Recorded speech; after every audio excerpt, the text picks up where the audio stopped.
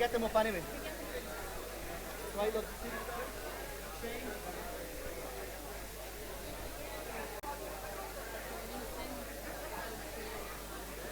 Yeah.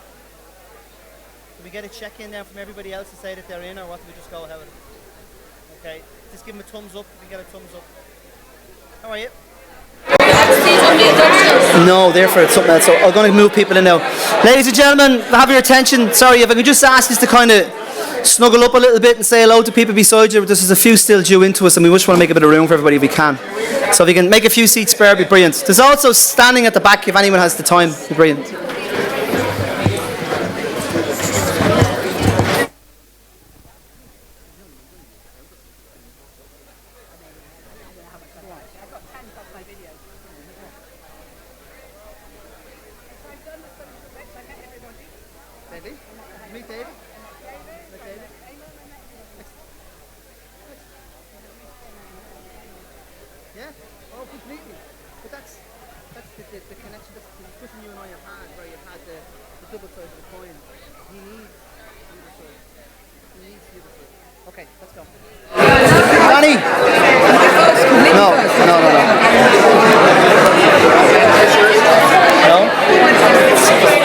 Danny, are you good to go?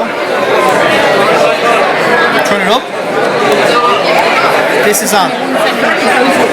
This is on.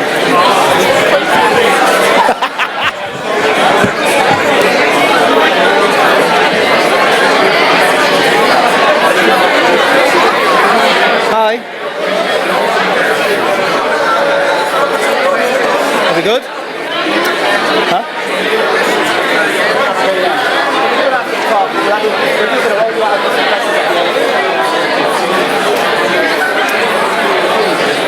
Okay, ladies and gentlemen.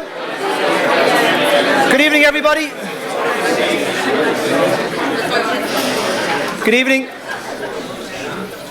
Good evening. I can bring the tone down a little bit now as well. Merry Christmas. You're all very, very welcome to our second, unfortunately, our only second CPC night this year. But we think we've left the best to last. You're all very happy Christmas to you all, and no one obviously else got the memo about the Christmas jumpers, so fair play to us. Welcome to OBI's CPC night around clubs, gigs and recreational drugs. The last year has, between the UK and Ireland, has brought some bad incidents, some deaths and some serious injuries as well as a result of recreational drugs. So we felt we could get the best in the market to come and speak to you tonight about it. Just to let you know, we're doing really well. We've got 650 people registered this evening. We're broadcasting to 25 centres nationally. We've got people in Scotland, we've got people in Abu Dhabi, and we may have one guy in America. I'm hoping he might tune in. Just this one guy. But he's important. He's as important as the rest of you. So you're all very welcome. Tonight's line-up, we have the pleasure, I suppose, and I'm delighted to have Mr. Richard Lodge join us tonight, who's the new director of FEC. Some of you may not know there's a new director, and some of you may not know we had a previous director, but we have a new director who's very, very good and had agreed tonight to come in and say hello to you. Second up, we have Sophie Ridley. Some of you may know Sophie from doing events over the years, or have come across her and said, who is that woman? Well, you're going to find out who she is tonight. But Sophie has about 30 years of experience, if not more, within the events industry, and has looked after such great bands. Some of you might remember a band called Simply Red. Some of you have no idea who they are. But Sophie looked after them, and some of you may know Lana Del Rey, and some of you may not know who Lana Del Rey is, and Sophie looked after her, amongst being involved at some of the biggest gigs both Ireland and UK has seen as well. Up after Sophie is a good friend of mine, Dr. Phil Darcy, who is an emergency medicine doctor, and he's doing a fellowship in pre-hospital emergency medicine. Some of you may come across him on the road shortly, and some of you may have come across him before at events. So Phil's background is toxicology, and he's got a great background in recreational drugs. He gave his talk tonight, he gave it in the Institute of Emergency Medicine's conference this year, and it was really well accepted, and there was a lot of questions about it, so it was really good. And then we're going to have a panel discussion. I've invited some people along for the panel discussion. So Phil is going to sit in it, Sophie's going to sit in it. I've got David Rock, who is event medical coordinator for Festimed and the company Rock Doc out in Ashbourne. But David has also experience of looking after events in the UK, mass dance events in the UK.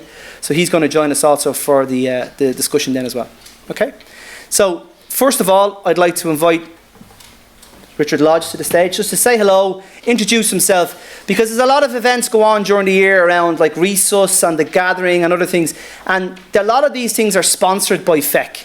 A lot of FEC put a lot of money into it and are doing a lot of work at the moment in the background. So I think it's good for Richard to get an idea of the interest we all have as practitioners into our profession and how we want to progress. So, Mr. Richard Lodge. Thank you.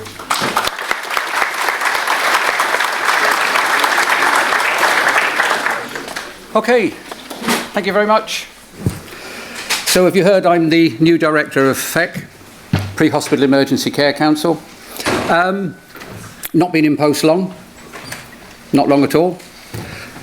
You all know who FEC, what FEC are, what they do, but we're also committed very much to education and training. And as I said, I've not been in post long, but I've spoken to quite a number of practitioners in that short time of 5 weeks or so. And one thing that comes across very strongly is the commitment to continued education and to learning. And I'm very impressed by these sort of events, the events I've been to so far. And what I'm told is how much you get out of them and how much you appreciate the learning opportunity. So I think the organisers of this event and several others need to be congratulated very much for what you've managed to do. The other thing I'm impressed with is you guys that delivered the service as part of your day job and night job and weekend job and all over Christmas. And a lot of you I know still find time to provide a service for voluntary services as well. But also, again, the commitment back into, in your own time, to attending these sessions and to the people who put them together and organise them and make them happen. They don't just happen. And that level of commitment, as I said, is very impressive. So, really, I see it as part of FEC's role to continue to support and promote education. We've also got a role in, along with you, helping to shape and develop the future of what is a rapidly expanding area of medicine. And we're very pleased to be part of that. So again, just thank you very much for the opportunity to come along tonight. And again, I think Glenn and the organisers should be congratulated on this event. So, well done. Thank you very much. So I've got Richard's personal phone number and his email, and I'll give it to you all on the screen, and you can tell him how you want the future of pre-hospital care in Ireland to go. Okay, so just a little thought, I suppose, this time of the year. There's a lot of charities out there, and there's a lot of people looking for money between cards and everything else, and I find sometimes there's a lot of the very worthy charities that are the most dominant ones in the market, and we forget about our own to a certain extent. So I just thought it was appropriate to put these 4 charities in your mind tonight, especially because we're going around the country. So working from the far side to this side, wherever it may be, left to right, East Coast Rapid Response, Hugh Doran. West Coast Rapid Response, Dr. Jason Vandeveld, who's just walked in the room. Fair play, could have timed that much better, Jason. Fair play to you. Irish Community Rapid Response, which is a charity sponsor for 11 doctors, pre-hospital care doctors on the road, and are now going to operate an air ambulance under the control of the National Emergency Control Centre from the HSE. And the Wicklow Rapid Response, David Menzies will be very well known to all of you and has done work with us here as well. 4 very, very good charities, all of them separate to each other because they have to raise their own funds for excellent services. So if you are thinking of donating this year or want to, all of them have a website which you can log on to. You can get a text number and a quick text when you're drunk, €5 or €4, just to save a life. Because the amount of money required by these guys that give up their time for free, completely free. And we've all seen Jason on the television flying around in the Jeep, and we'd all love to have that Jeep because it's lovely. But Jason doesn't pay for that. His community pays for that. And he does an excellent job within that community and will continue to do so, but only with the funding from ourselves.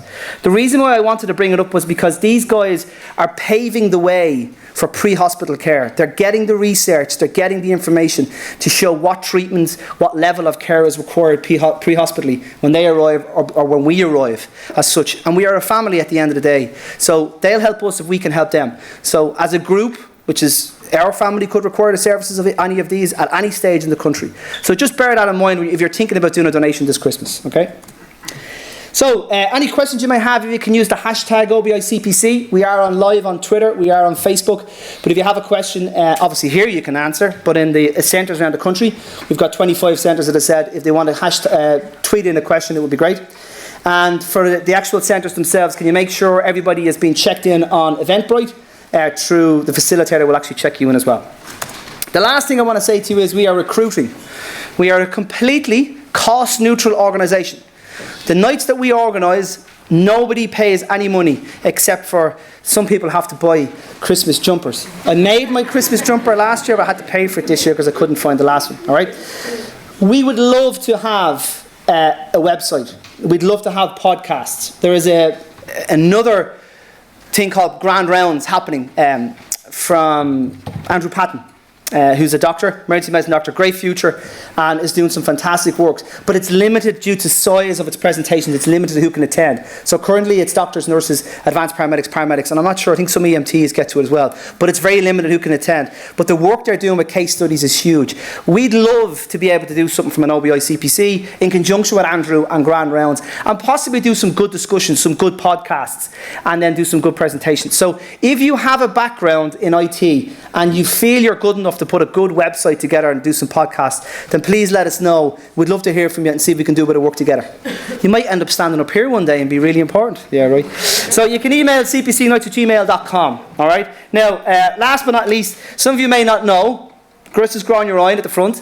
So Grania never gets to Dublin. She's always in Clonmel, and I always say, there's a picture of Grania. She does loads of work, and there's Danny, the cameraman up the back. But Grania's here tonight, so if anyone wants to say thanks to her for the work she does, you can do afterwards. All right. So I'd like to invite our first speaker, which is Sophie Ridley, to come on up onto the stage. And as I said, Sophie has huge experience around event medicine. Well, not event medicine, event organisation, from an event control and event safety perspective. So you put your hands together. Sophie Ridley, please.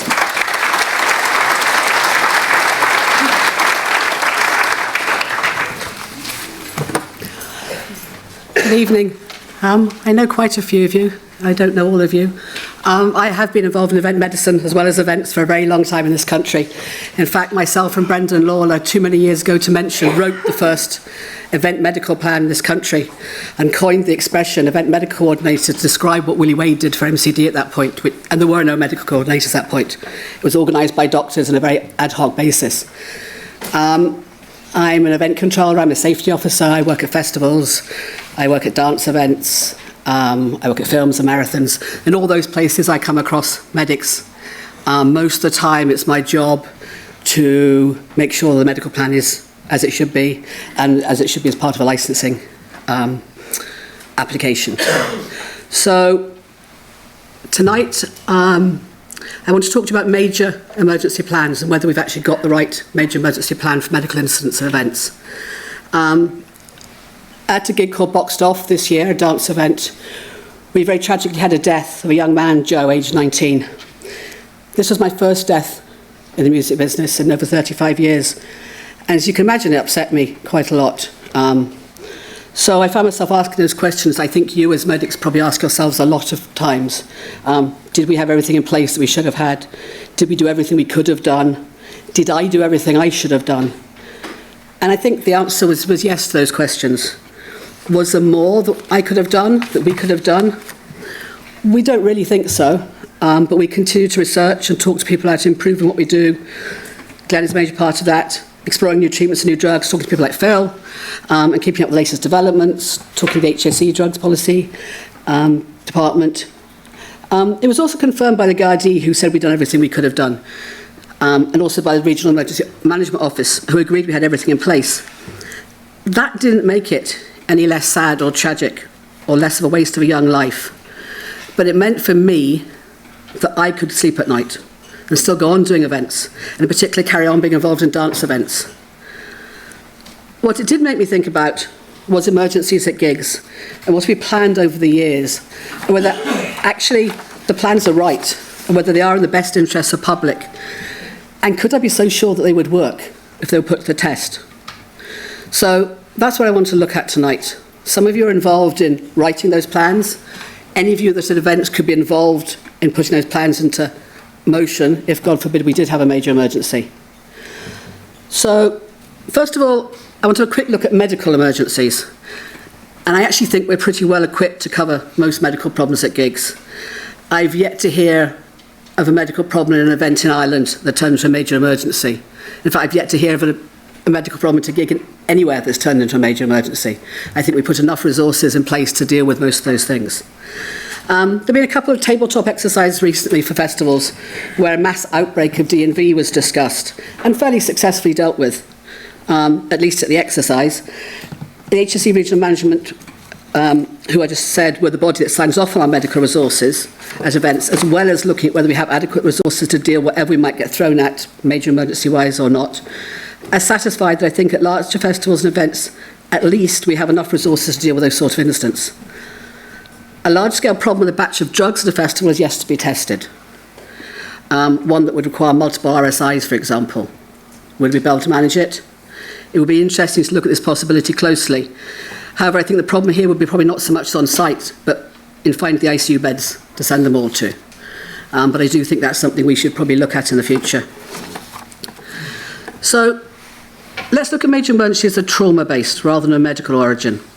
A structural collapse, a terrorist incident, a false emergency.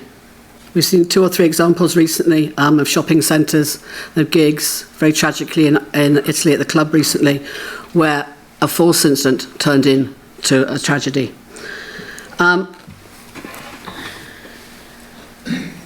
So just to define what a major emergency is, this is the HSE guidance for crowded events 2013. And basically it says it's any event that, without warning, requires more than the local resources can provide. And that's the local HSE resources as well as those that are actually at the gig. Unfortunately, there are plenty of examples of these over the years. Indianapolis, stage collapse, 7 dead. Poco Pop, which was a storm that came out of nowhere at a multi-staged camping festival. The Bataclan Theatre shooting in Paris. The Pulse nightclub shooting. And then most recently, of course, Manchester Arena, which is very close to home, and the Las Vegas shooting. Most major emergency plans are written to deal with a situation that evolves when there are none or very little emergency services present at the scene. So they're written to send and to deploy the incoming resources, Gardaí, medics, fire, coming into a situation and dealing with it. Short of a major emergency in an emergency department of a hospital, I can't think of any other situation other than an event where you would find medics already there, probably Gardaí, and probably even firefighters. At festivals, you'd find firefighters in situ. So if an emergency happens there, this is a very particular case in point. One of the things our medical plans say when discussing a major emergency, both in Ireland and the UK, is that all medics should return to a nominated place and be briefed and then re-sent out to deal with the situation that's happening.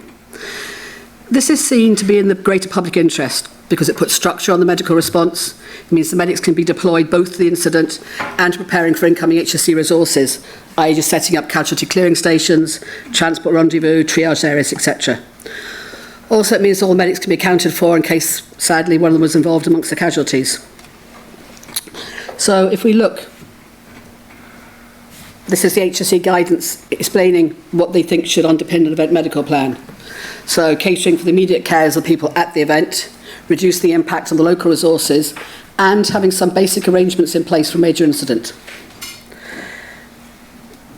This is a medical plan. Oh, sorry, seems to have slipped up the page there. This is a medical plan from Altogether now.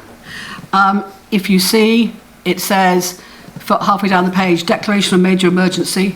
The declaration of major emergency is the role of the NAS.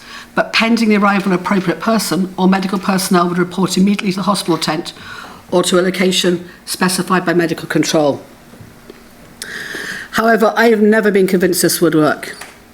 I've never been convinced that medics would walk away from a scene where there were injured and dying people to go off to a rendezvous somewhere else on site. I think a lot of you would have the best intentions that you would do what you were meant to do, but I think most of you would stay and treat the injured. Should you walk away from it? Or are we removing the people that are medically trained to deal with these sort of injuries at precisely the moment when they're needed? At both terrorist incidents and structural collapse, it's very likely that a great number of the casualties will be suffering from catastrophic bleeding and hemorrhagic shock. A lot of these people are likely to bleed out within minutes, and our medics have both the training and at least some of the resources required to deal with them are being sent away from the scene, albeit for 10 minutes or so.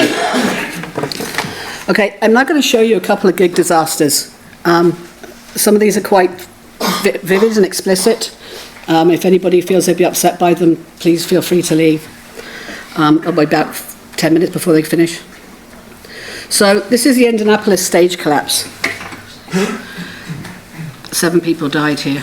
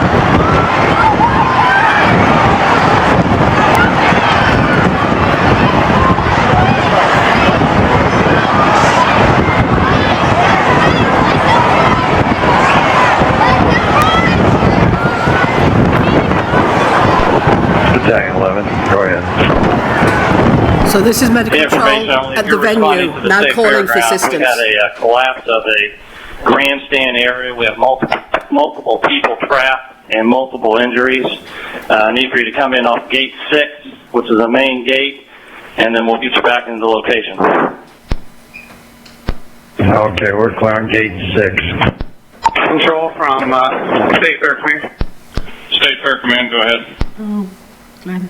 How many ambulances do you have coming to this location right now? Okay, it's okay. I got it.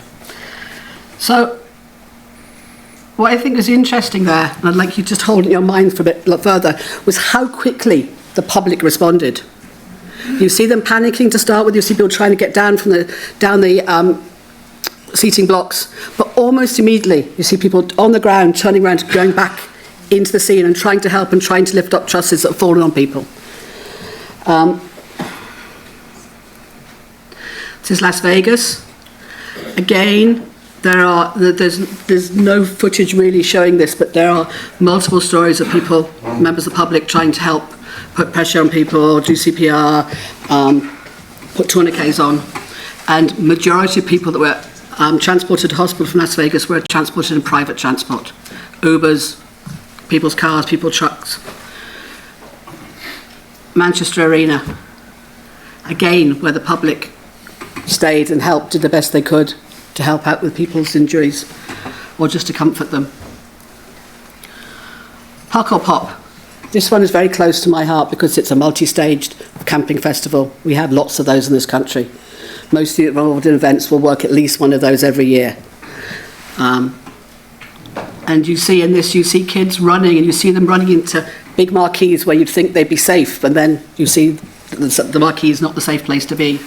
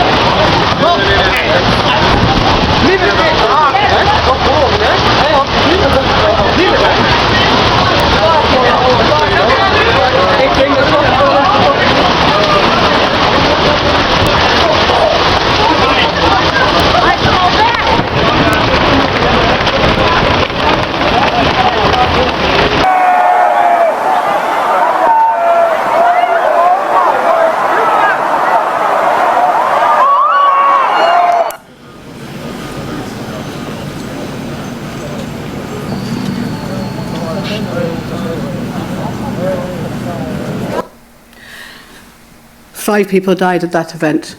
There's some footage somewhere, and I couldn't find it for this, which is very striking to me. It's of the campsite, and suddenly you see the tents being torn away, and kids just huddled inside them, and no tent over them any longer. I'd been to this festival before this happened, and I can absolutely say it was a very well-run, very, very safe festival. They just had a storm out of nowhere. Bad weather was forecast, but nothing to this extent.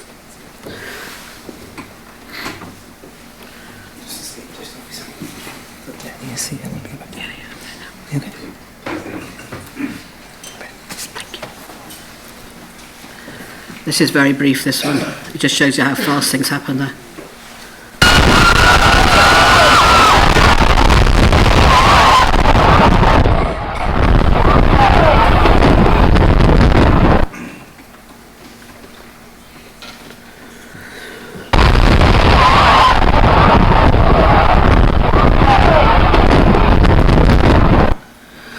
So, that gives you some idea of what it would be like to be at a gig where one of these incidents happened.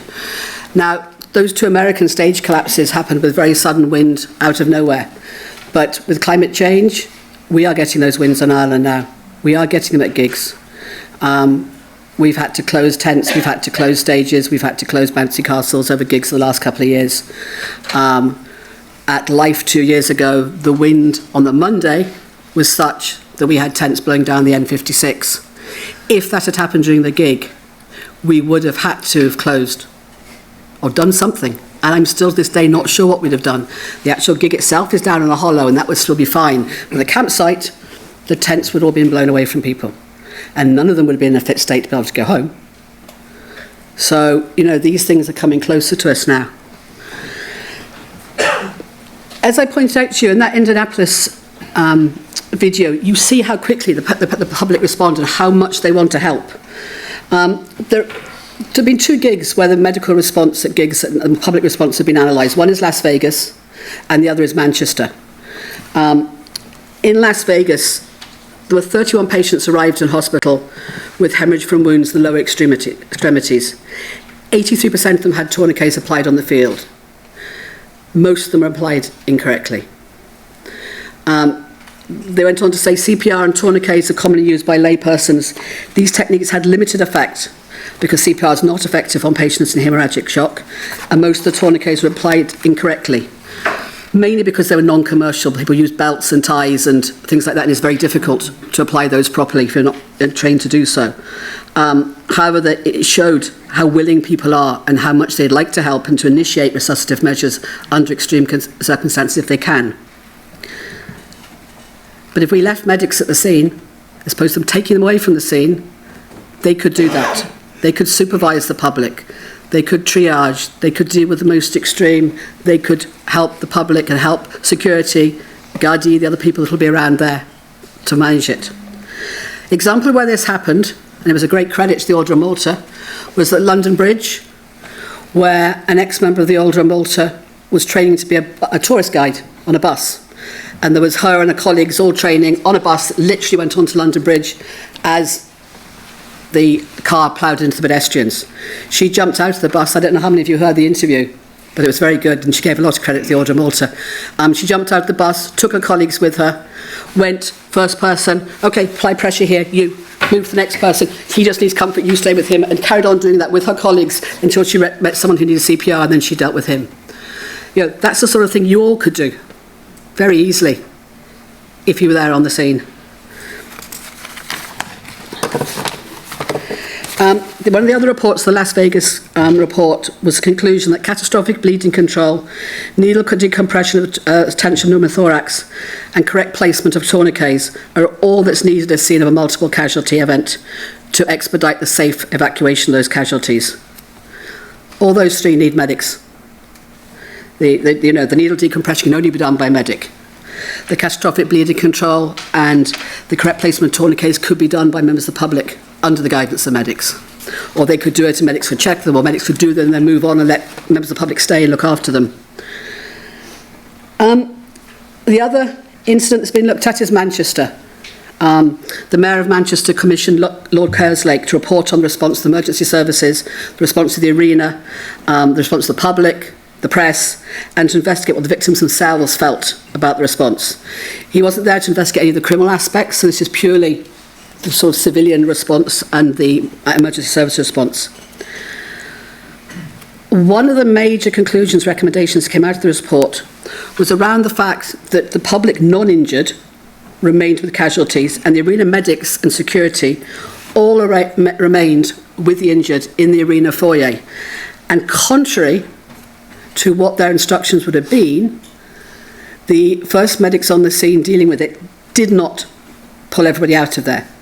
It was still considered a hot zone. No one knew if there was a secondary device or if there was another terrorist loose, not tourist. Probably a few terrorists. But the man on the scene there made decisions, left them there to carry on treating and dealing with the victims. Sorry, that's the case study of the Las Vegas mass shooting. So, this is what Lord Kerslake says. The key emergency personnel exercise sound judgment in an extremely stressful, chaotic and dangerous environment. A particular note was the decision to establish the casualty clearing station at the station concourse, which was the right place to put it, and to allow emergency staff and members of the public to stay in the foyer, notwithstanding its designation of the time as a hot zone. These were vitally important judgments that significantly influenced the course of the events over the evening. Operation Plato is a marauding terrorist event, and when it's declared across all three emergency services. So the force duty officer is required to make a life or death decision whether to allow responders to remain in the arena foyer to carry out first aid when his protocols under the Operation Plato demand all personnel should be evacuated. So he left ballistically unprotected responders in what was considered to be a hot zone rather than move them back to the cold zone, which is what his joint operations principal said he should do. So this was the final conclusion. There was a force duty officer decision to let responders stay in place, and it was the panel's belief that in terms of protecting savable lives, this was one of the most crucial decisions taken that night, and the force duty officer should be congratulated for the dynamic decision making. And he goes on to say that it's not to say developing terrorist attack plans using the model and illustrated in Figure 1, Chapter 1, Figure 1 is Operation Plato, where there's no place for the public in hot or warm zones is wrong, but it illustrates the critical importance of responders being able to conduct dynamic risk assessments and to manage situations pragmatically rather than a manner fixed by unrealistic planning scenarios.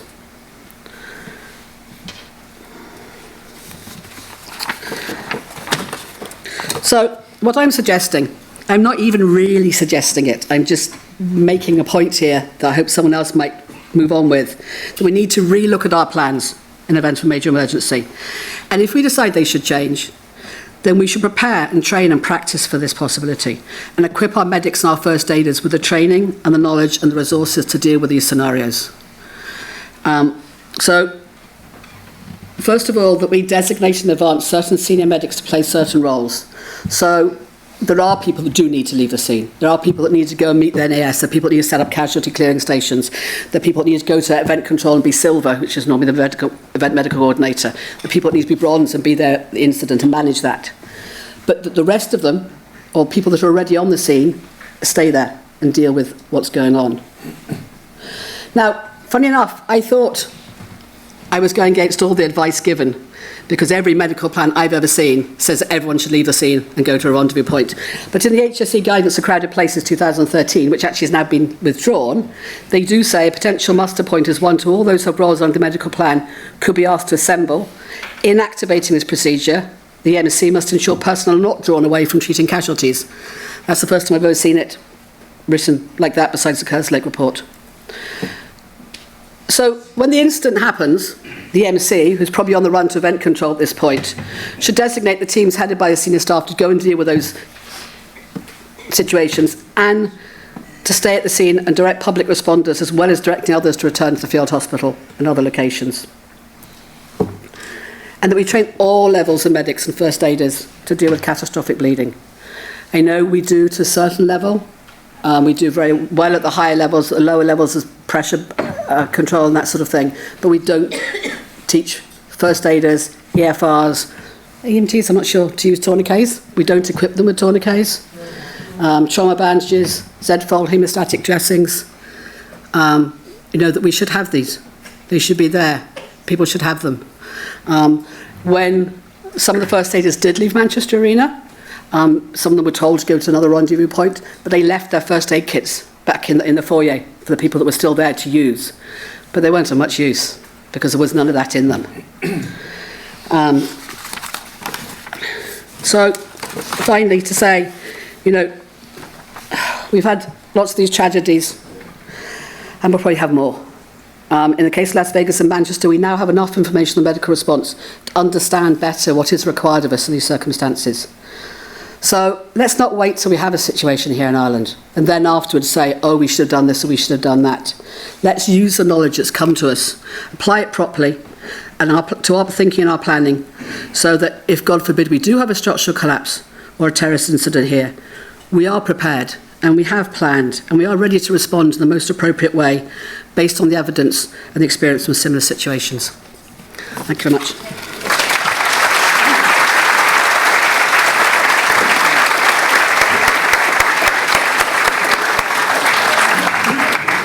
So, I think that's very, very good. It's very eye-opening. It's, none of us ever expect when we go to any type of event that you'll see a stage collapse like that or you'll see a major incident like that. I know I was involved in Pete, myself and Pete, that's how we met, the most good-looking man in Ireland. We met at a festival in Donegal, and there was this massive marquee, this sea sessions, and you have to watch the wind meter, because if the wind gets up to a certain speed, we have to consider evacuating the tent. And then if it gets to a next speed, it's evacuate the site. And you're kind of standing there going, watching this windometer, I don't know what you call it, at all times. An anemometer. Yep. So it's actually dangerous. It's scary when you're standing there, when you see those pictures. Those things happen, and they can happen to any of us at any event. Okay.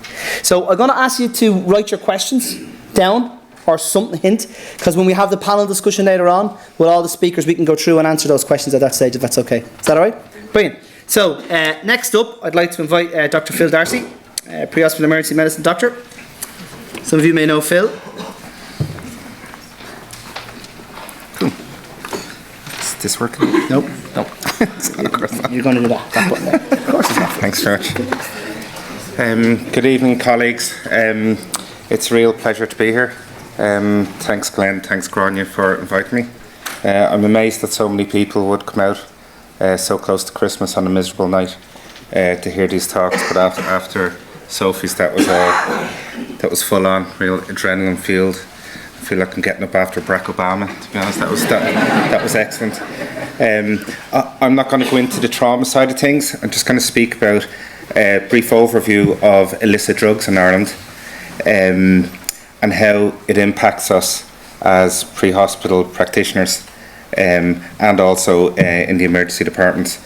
So my background's in emergency medicine. I'm doing a fellowship in pre-hospital care, but I've worked for a long time in toxicology and tox units in London, St Mary's in London.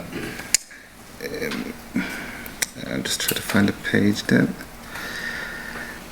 So what I'd like to cover basically is some information that I think we should already know, information that we need to know, and how the world is changing around illicit drugs.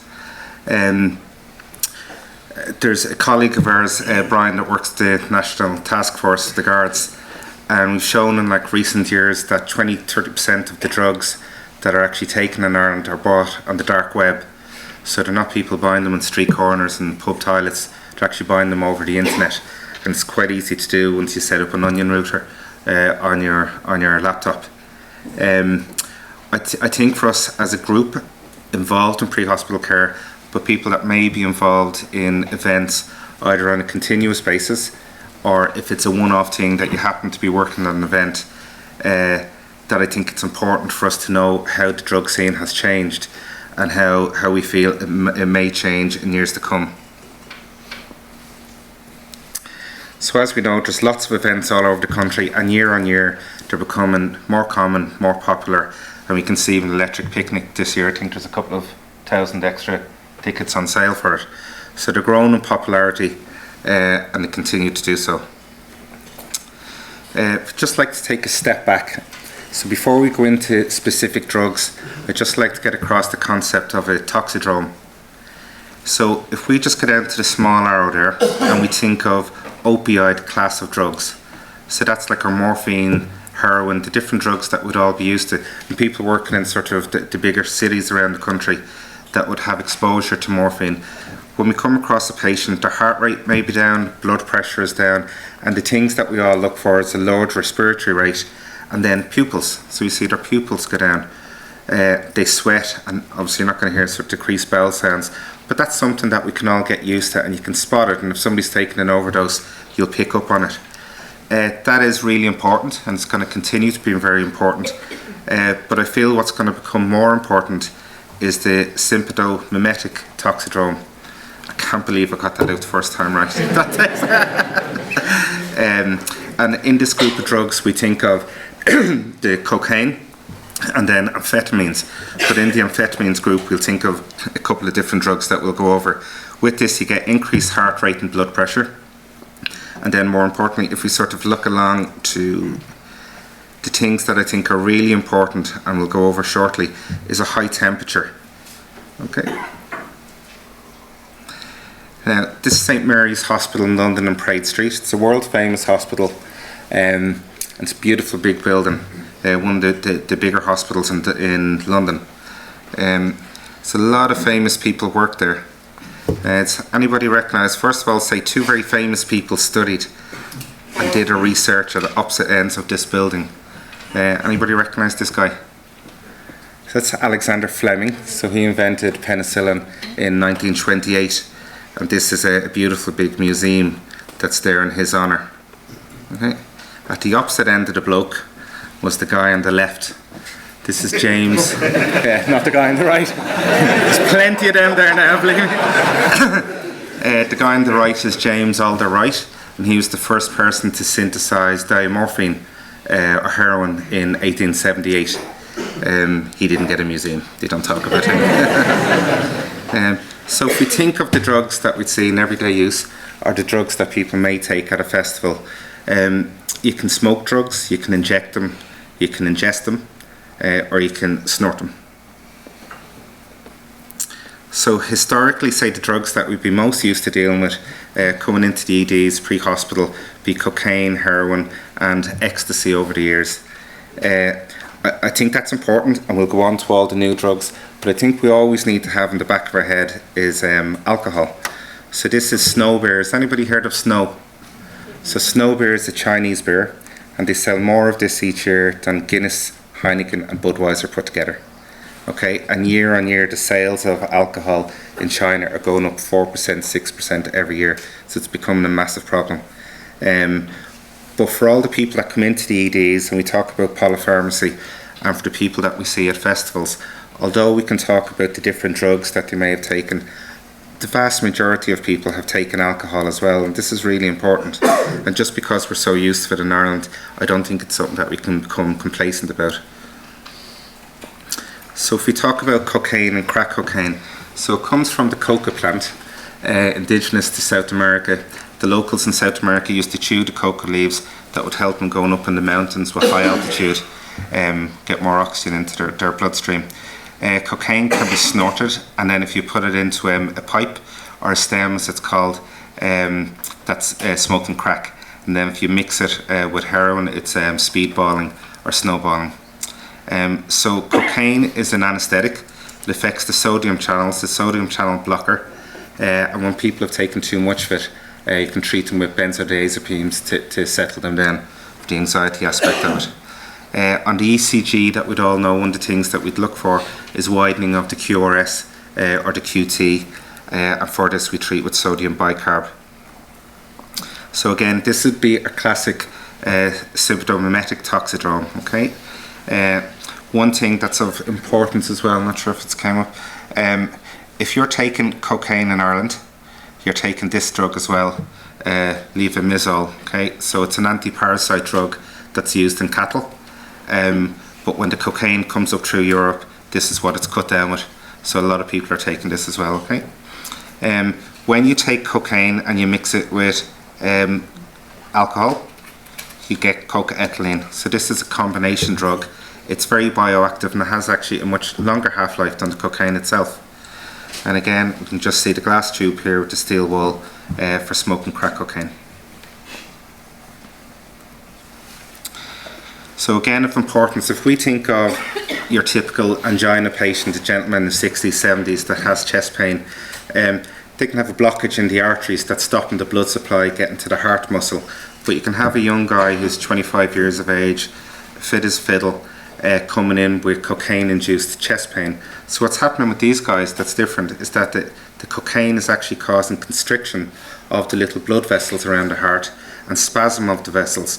So they get chest pain, crushing chest pain that can be very similar to the cardiac chest pain that we're used to.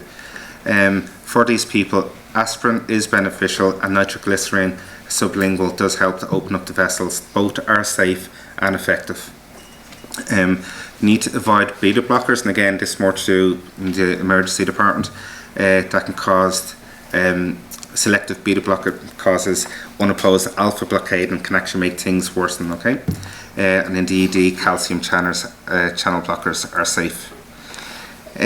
So if we think of opioids, then these are like our morphines, our heroines, methadone, and codeine. Many preparations contain paracetamol. So again, somebody may have taken an overdose of drugs and we think it's opioid-based overdose. Well, in fact, the thing that could cause the most problems is the paracetamol that's in the drug as well.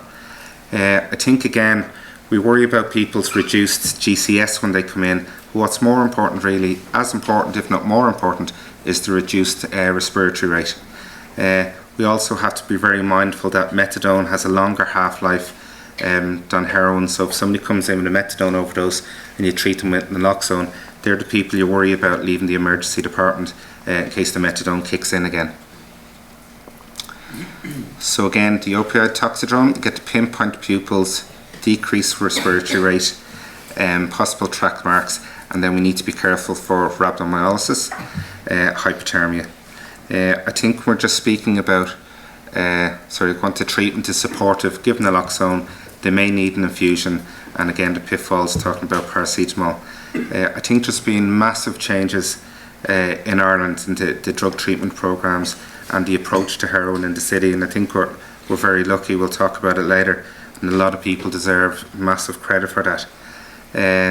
I know, for example, anybody who works in Dublin, if we go to a lot of the places in the inner city where somebody has taken a heroin overdose, they've already been treated by the paramedics, before the paramedics or advanced paramedics get there, they've already been treated by staff in the drug treatment centres, and that's pretty amazing, and I think it's saved a lot of lives in recent years, and a lot of people deserve big credit for that. So if we put aside the old drugs, if you like the old drugs, cocaine and heroin to the side, I think in many ways we're entering a new era. So this is Donald Trump on the left, and this is the Donald Trump ecstasy pill on the right hand side, and there is a bit of similarity, I think, to it. So if we're going to talk about these drugs as new psychoactive substances, in Ireland, and this was a shock to me, in Ireland psychoactive drug use is the highest in Europe in 15 to 24 year age group. Okay, that's a massive number, and ecstasy at 9%. Those statistics come from the European Drug Report. So that's all the countries in Europe, all the governments getting together and putting their data out, and we're highest in Europe. How things are changing with the advancing technology and chemistry, the potency of the drugs is increasing. The people who can make them are finding new ways of making them, cheaper ways of making the drugs, and the profits are increasing. The constituents are changing. So, for example, with ecstasy, saffron, one of the raw ingredients, when anytime wasn't available, they're managing to synthesize new drugs. There's one person in Europe that's the top of this chain, a chemist that's well known to the authorities, but is a really good chemist and very good at making illicit drugs. If we think of an average ecstasy pill, the dose will be about 120 milligrams of the active ingredient, MDMA. But over the last summer, the last 2 years, we've got drugs that are out there that are being picked up in the UK and Ireland, seized and analysed. The Donald Trump has 250 milligrams. So one pill is just over two doses, if you like, and then this pill here has 300 milligrams. Just deaths at the Mutiny Festival in the UK, and these are the pills again that had a really high dose of ecstasy that were picked up. So if we go on then to another class of drugs called piperazines, these are an amphetamine-like drug. First sort of arrived in Europe at around the year 2000. They dropped off. They were available in the head shops. Thankfully the head shops are gone by the wayside now.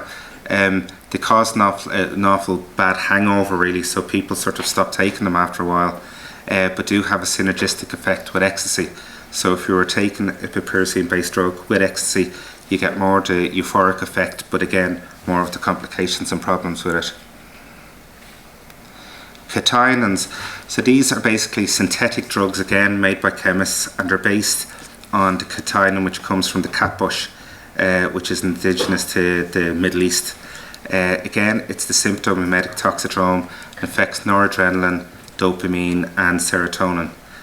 Serious side effects in regards to violent behaviour has been linked to suicides, rhabdomyolysis, and myocardial infarction. The initial treatment is supportive benzos and fluids, and again, when they were sold in the head shops, we'd all remember the bath salts and some of the different names that you were called by. So synthetic marijuana, similar to marijuana, cannabis, get a really bad headache with it. And what's become apparent, people that suffer with migraines, for some reason, their headache, it brings on a migraine, but the headache is absolutely horrendous apparently. You get demonic hallucinations and feel quite rubbish if it doesn't agree with you. Now, so GHB, this is a precursor of GABA. It's known as Liquid E or Liquid X. Became, again, the dance scene in around the 1990s, was quite popular in the UK and Ireland. You can get overdose due to cardiac toxicity and respiratory depression. Again, has unpleasant side effects, but I think we'll speak about it later in regards to different scenes, if you like, in the city and around the country. Does anybody recognise this picture? This would be quite a famous picture. It is, yes. This is Leah Bitts. This is from 1995. She was a young girl in London, 15 years of age. Took ecstasy at a friend's house at a party and apparently drank 10 to 12 pints of water.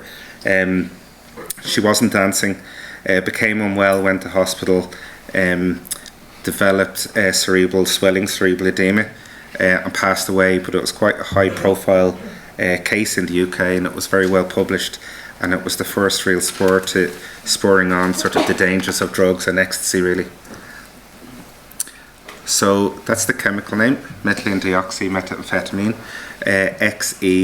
XTC. It affects the presynaptic serotonin receptor, but also noradrenaline and dopamine. It usually takes 30 to 45 minutes to come on. It can last for several hours, but does have some serious side effects in regards to hyponatremia. So if you're drinking too much water, it's going to drop down the salt concentration in your blood. And then hyperthermia, so put your temperature through the roof, and then a syndrome called the serotonin syndrome. So we'll speak about these things, and I'd like you to keep hyperthermia just in the forefront of your mind. PMMA and PMA are again amphetamine-like drugs. These have a much slower onset of action. So what happens is people may take one of these, they're not coming up within an hour, and then they can double drop and take a second pill, then the two of them kick in. Again, has a synergistic effect with ecstasy, but are quite unpredictable, and you have people that have died around Europe and in the States. It turns out that some people are more susceptible to these drugs than others. It can cause a steep rise in blood pressure and temperature as well. 25N-bomb is a psychedelic hallucinogen. It's actually used in research for mapping a particular receptor in your brain, and the doses would range from 50 to 800 micrograms. This has been linked to numerous deaths across the UK, Germany, and the States in the last year. So if we can just talk about the serotonin syndrome, I think this is so important and something that as medics we don't talk about enough. So if we think of these drugs, primarily are getting activation of 5-HT2A receptors, so a particular receptor in your brain. There is a dose-effect relationship and you get an interaction with prescribed medications. So if you're already taking a drug that affects the serotonin in your brain, like a lot of the common antidepressants that are out there, the SSRIs and the SNRIs, people are actually taking, in Australia there's a good publication where they're taking prescribed antidepressants with the ecstasy to get a bigger rush, but in doing that you're actually getting a higher chance of running into trouble. So you get the classic features. So again, if we sort of think people are taking these drugs to have a good time, and they have a good time, so you get the change in the mental state, and then the problems you get: autonomic hyperactivity and neuromuscular abnormalities. There is a Hunter toxicity criteria decision rule for ruling whether somebody has serotonin syndrome or not, but again, that's something more sort of ICU, ED based. So I think, again, if we're thinking of the high temperature, aggressive cooling measures are really important here. You need to control the shivering of the patient with benzodiazepines IV. Dantrolene, 1 milligrams per kg, is beneficial. Propofol following benzos, and no phenytoin. So if somebody sees phenytoin won't actually help in this situation. We need to be checking the urine for myoglobin and CK. Manage their hypertension, fluid replacement, and ciproheptadine. This is a 5-HT antagonist, so that's going to block the drug. So the two drugs that I've mentioned, dantrolene and ciproheptadine, probably, can I ask, has anybody heard of ciproheptadine before in the audience? No, so they're not really well-known drugs, but if you actually go digging a little bit, page down, sorry. The R on tox space, and you can see just on the left here, dantrolene may be considered where there's muscular hyperactivity, okay, and it gives you the dose. And over here, if we look for the ciproheptadine, it says in serious cases, consider ciproheptadine. And down here, I think this is really good, okay? It basically says that there's not much evidence out there. There's never been clinical trials of people that have taken an ecstasy overdose, developed serotonin syndrome, and then being treated with ciproheptadine, and that's not going to happen. But I think if we have these drugs and we know the side effect profile from them is absolutely minimum, they're drugs that we need to be using. So for PMA, there were 6 deaths in Ireland between 2013 and 2014. We've had deaths from 25 IM bomb. We've had ecstasy deaths, and as Sophie alluded to, during the summer, unfortunately, we had a drug-related death from a young man as well. So I think the future going forward for us as practitioners, I think it is a new era in illicit drug use. I think we need to be up to date as pre-hospital practitioners and in the emergency departments. And I think the various bodies within the country, from the HSE point of view, from FEC, from the Irish Association of Emergency Medicine, NAS, and the DFB, we need to be linking in, and I think we're so much better. And I think just with different training days that we have together, we are getting there. I think for the hospital emergency departments and the intensive care units, I think they need to be notified whenever there's an event is happening, and this does happen. If they know in advance, they can start to work out what their bed capacity is, what staff are on call, what staff are going to be available if they need them. So you're not actually calling somebody into the hospital, but you just want to know that they're around for the weekend while something's going on. The patients tend to be predominantly young, healthy people. The toxidrome can evolve really, really quick in front of you. They tend to be very high-profile deaths when it does occur. But I think, as Sophie mentioned, it's just awful to think if you've got a young lad or girl that's trying drugs, and this happens, and that's just awful. So I think we all need to do a bit to counteract that. So I think for the same as a major incident, be it in an ED or for ourselves pre-hospital dealing with it, I think for a major drug incident, you need to know this stuff now and not reading about it at 2 o'clock in the morning when you're dealing with a patient or you're the doctor on call and the ED that's been awake for 6-8 hours on the job. Just tons of information out there. Tic Tac, Talkspace, Neptune. The European Drug Report is really good for any further reading. Drugsandalcohol.ie and drugs.ie are really good websites. That's it. Thank you.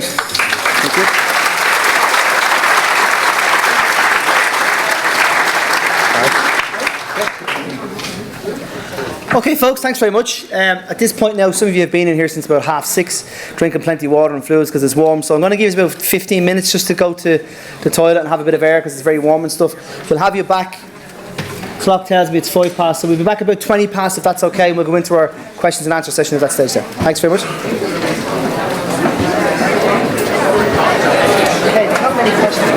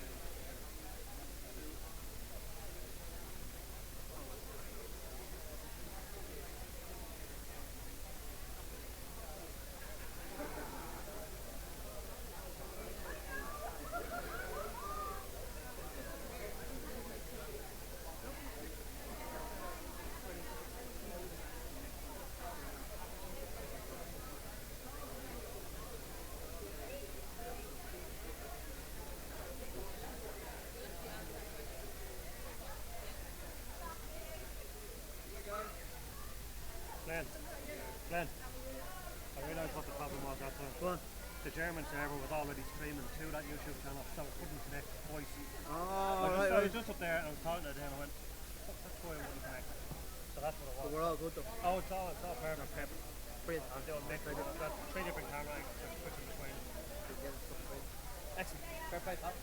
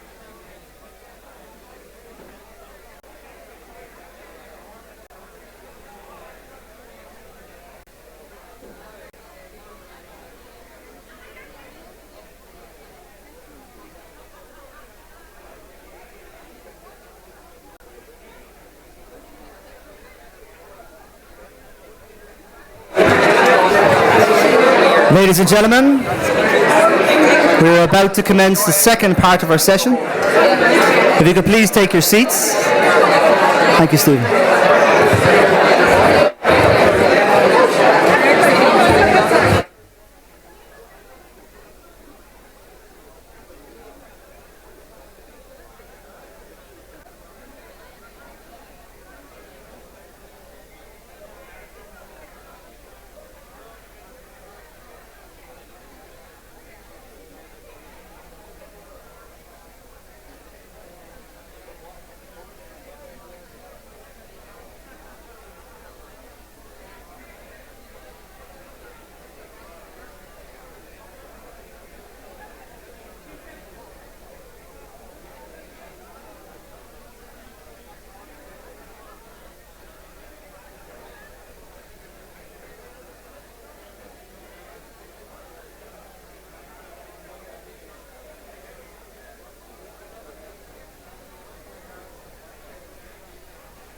How are you? We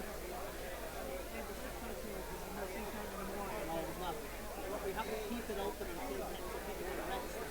So the session finishes up. We have to try it this time. We won't open it for as long. We've got everybody here to check it out. It's only one session is just tonight.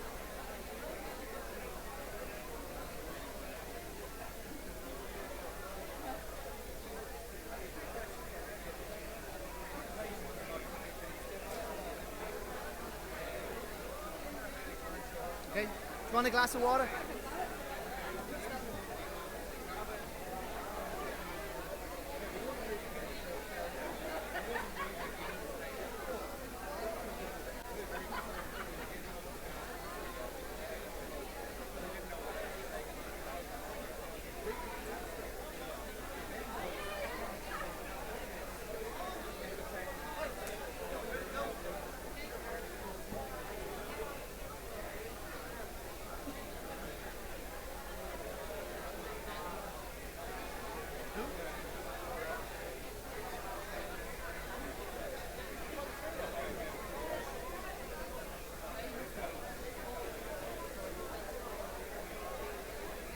How do I turn this off?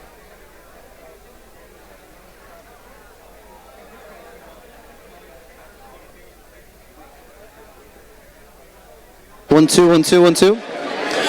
One, two. Okay, folks, we're back in our seats. We'll get started there.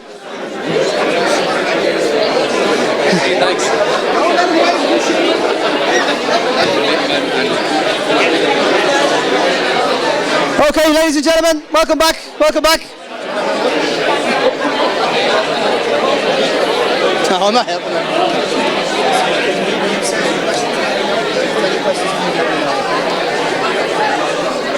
Okay, folks, you're all very welcome back. Thanks very much. How's it going? Thank you. Thank you. Thank you. Danny, how's the sound from this mic? It's all good, Danny, is it? Okay, well done. So, I suppose, welcome back. We'll start from the audience first. Has anyone any questions? Actually, before I start, let's introduce the panel. I'm just going to hand the microphone to the panel and they can introduce themselves. Sophie Ridley, I've already done this. Short, sweet, short, being the other word. Phil Darcy, Sova, I guess, yeah. Hi, my name's Eamon Keenan. I'm the HSE National Clinical Lead for Addiction Services. David Rock from FestiMed. Okay. Thank you. And under GDPR, we're not actually allowed to tell you how much we pay these people for being here, so please don't ask me. So, first of all, I'll open it to the audience. Has anyone any questions they'd like to ask from the audience? Mick. It's more Sophie for the likes of events. I made a case in 2017. I'm in the Order of Malta. I made a case to be put forward to our operations officer to go up to the channels that we do some major events. For instance, we do the Tree Arena, we do the Town Championships, and it's for these disasters so that we can incorporate the BTEC. So the BTEC is the basic tactical emergency care for our EMTs and our EFRs. Because of we're not blessed with having paramedics and advanced paramedics all the time at these events. Do you think it's something that, seeing as we have the FEC clinical director here, that it doesn't have to be the hostile or austere environment, that maybe it's something that with the likes of your support we can actually change and redirect, so that in the likes of these incidents can happen, that we do have a bag of tourniquets and advanced stress and Celox and the likes of that can actually control it. So just I done a little bit of research, and it was the likes of the Ariana Grande, where you had 60 ambulances parked outside and couldn't get access immediately, and more prevalent was the Boston bombings. In Boston there was 287 people injured, 127 were brought to the hospital. There was 3 deaths on scene, and there was 26 tourniquets deployed.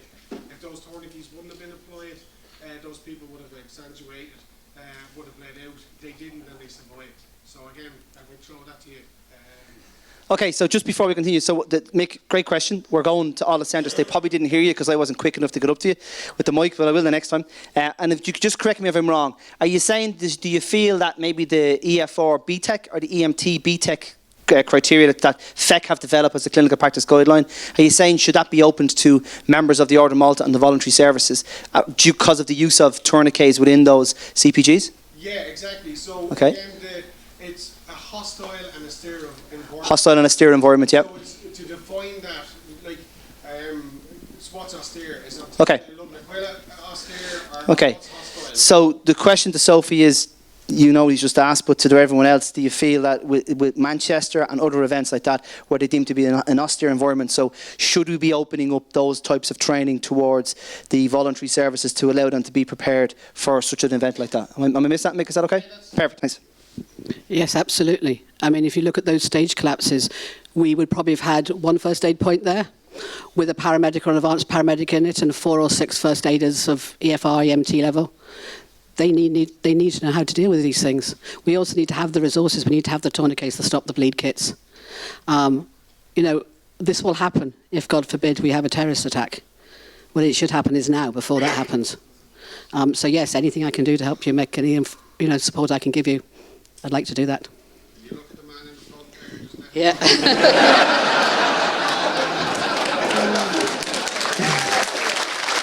Can I just say, right, and I know, like, in fairness to Richard, like he's only in the job 5 weeks. You have to give him a chance. And everything. Look, at the end of the day, FEC has committees that have feedback through your EMTs. I know we used to have representatives, but they're gone now. But we still have feedback. There's still channels. So Brian is there. Brian is very, very takes a lot of the feedback in and will analyse it and look at it. And like everything, once you put a good, strong case to the MAC committee, Jason's here as well, to the MAC committee, they will look at it. And I've always had talk about the lads that put for the EMTs, the Nurofen, the administration Nurofen or ibuprofen, should I say, at EMT level, fought an excellent case and got it through. So the more evidence you can produce to it and give it to the MAC, the better the success it's going to be. But yeah, it's a good one. Would anyone else like to come in on that? No? So Sophie, from your perspective, Jason wants to talk. Okay. This is unusual. I'll be politically correct. So I sit in council and I sit in MAC. And this is something that we are actively looking into, so watch the space. Wow. I'm saying wow because Jason probably said about 10 words for a change. I love you. Sophie, the talk was fantastic. You spoke about some really, really good cases, and the videos paint 1,000 words. I think there's going to be times where people in this room are attending events when they're not actually working or they're not on duty. Is there any resources they should look to that could possibly prepare them to be in if they were put in a position like Manchester? You mean resources as in to teach them and help them? To teach people that they may know. I'm involved in trying to get the Commonwealth Games that's happening in Birmingham in 2022 to train all their volunteers and all their staff in CPR and Stop the Bleed. There's a very good website called Stop the Bleed. I recommend that for anyone to look at. Okay. So Stop the Bleed. You can take that, have a look at it. And what we're here tonight for is Foamed, free open access medical education.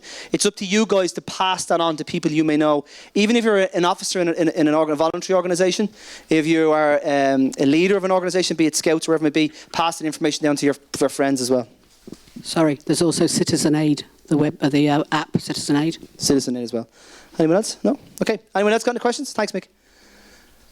Preferably on the lower part of the stadium. No? Oh, thanks, Stephen. Yeah, hold on 1 second, yeah. Come on. I'll be back later. Sorry. Oh no, it's all right.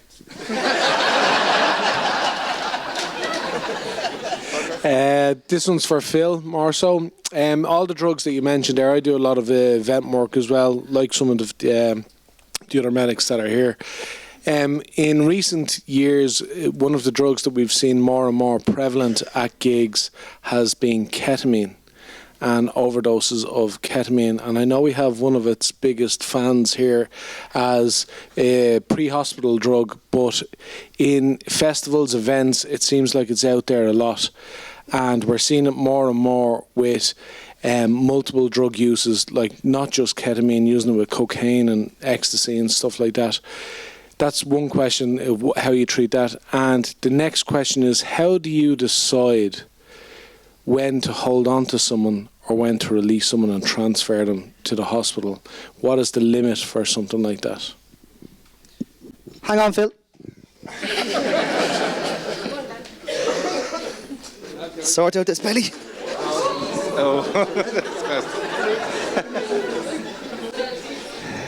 Thanks for that question. I think the second one first. I think your clinical experience is really your judgment. Okay, there's no fast criteria or equation that you can look at to say heart rate is below 100, the GCS is 50 now. I'm happy to let them go. You know, you want all their observations to be within limits, but I think it's up to yourself to say, no, this person is safe to either leave the tent and go back to the festival or go to the welfare tent, or else if you have any doubt, there's no doubt, they go to hospital. Sorry, what I meant was that for us as pre-hospitalists to hold them in the first aid room for a longer period of time, or when do you decide this person needs to go to the hospital right now to get advanced? Okay, I think, well, again, it'd be the same as if you're in the ED and you're managing somebody. If they're getting better, you're going to sit and observe them. If they're getting worse, you're going to get additional help. So I think for anything like that, it's get in early. If you have any doubt, transfer them to hospital. Nobody will ever give you grief for sending somebody to hospital, but if you leave it too late, you'll always get the why didn't you send them earlier? They were obviously very unwell. So I think if you have any doubt, don't be on your own. Send them to hospital. Okay. Ketamine, sorry, does that answer that question, sorry? I think the first question then, ketamine again is increasing. The last time we did this talk, we have somebody from the National Task Force. The other drugs are actually coming in more, and ecstasy, as we showed, 9% of the population, the young population taking it. Ketamine, you go right back to your ABCs, your airway, breathing, circulation, not forgetting your sugar, IV fluids, oxygen, benzos if you need them, and get them to hospital.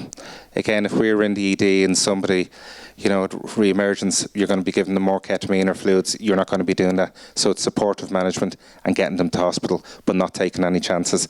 It's fine talking about all these drugs here, but if you're at a festival and somebody comes in and they've got reduced GCS, they're tachycardic, you don't know what they've taken. We're not measuring drugs, we're not taking urine samples. So again, it's all about your supportive management, keeping them safe, keeping yourself right, and getting them to hospital. Is that okay? Yeah, is that okay? Okay. Thanks very much, Stephen. Anyone else to add to anything to that? Yep, okay. Go ahead. Just in relation to ketamine, we have resource up on drugs.ie around ketamine and around harm reduction information for people around ketamine, because we've seen it emerging in the student population as well as in the festival-going population. And from our point of view, the drugs that have been predominantly coming through in the festival seem to be the 2C family, ketamine, MDMA, and in some cases LSD. So some of the classic hallucinogenics are also being used. One of the biggest issues we can have as event medics is that we get tied up with what drug has this person taken, what effect has this had. It's the effect you want to get really concentrate on more so than the actual drug. We can spend hours trying to figure out, is it ketamine, is it MDMA, what exactly is it? And that's where time gets wasted. Just bring it back down to basics always. Bring it back and you won't go wrong. If it doesn't feel right, get rid of it. All right, thanks so much. Anyone else want to come in there? Just in relation to or have you seen any pre-hospital in terms of secretions? So any benefit from atropine pre-hospitally with regards to recreational drugs? APs given, okay. With atropine, yes, it can be used.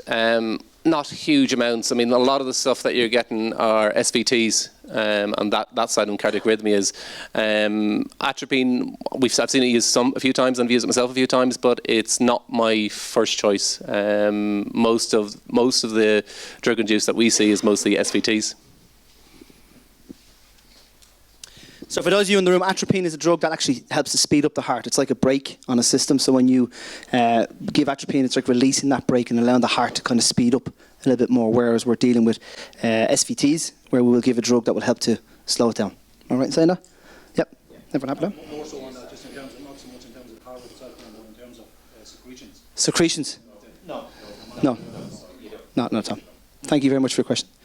Okay, so from Phil's perspective, just some of the stuff's coming in. Serotonin syndrome is something that comes up every now and again in regards to symptoms of serotonin syndrome, and it's linked to ecstasy. Could you give a little bit of an explanation about serotonin syndrome and what it's linked to? Oh, sorry.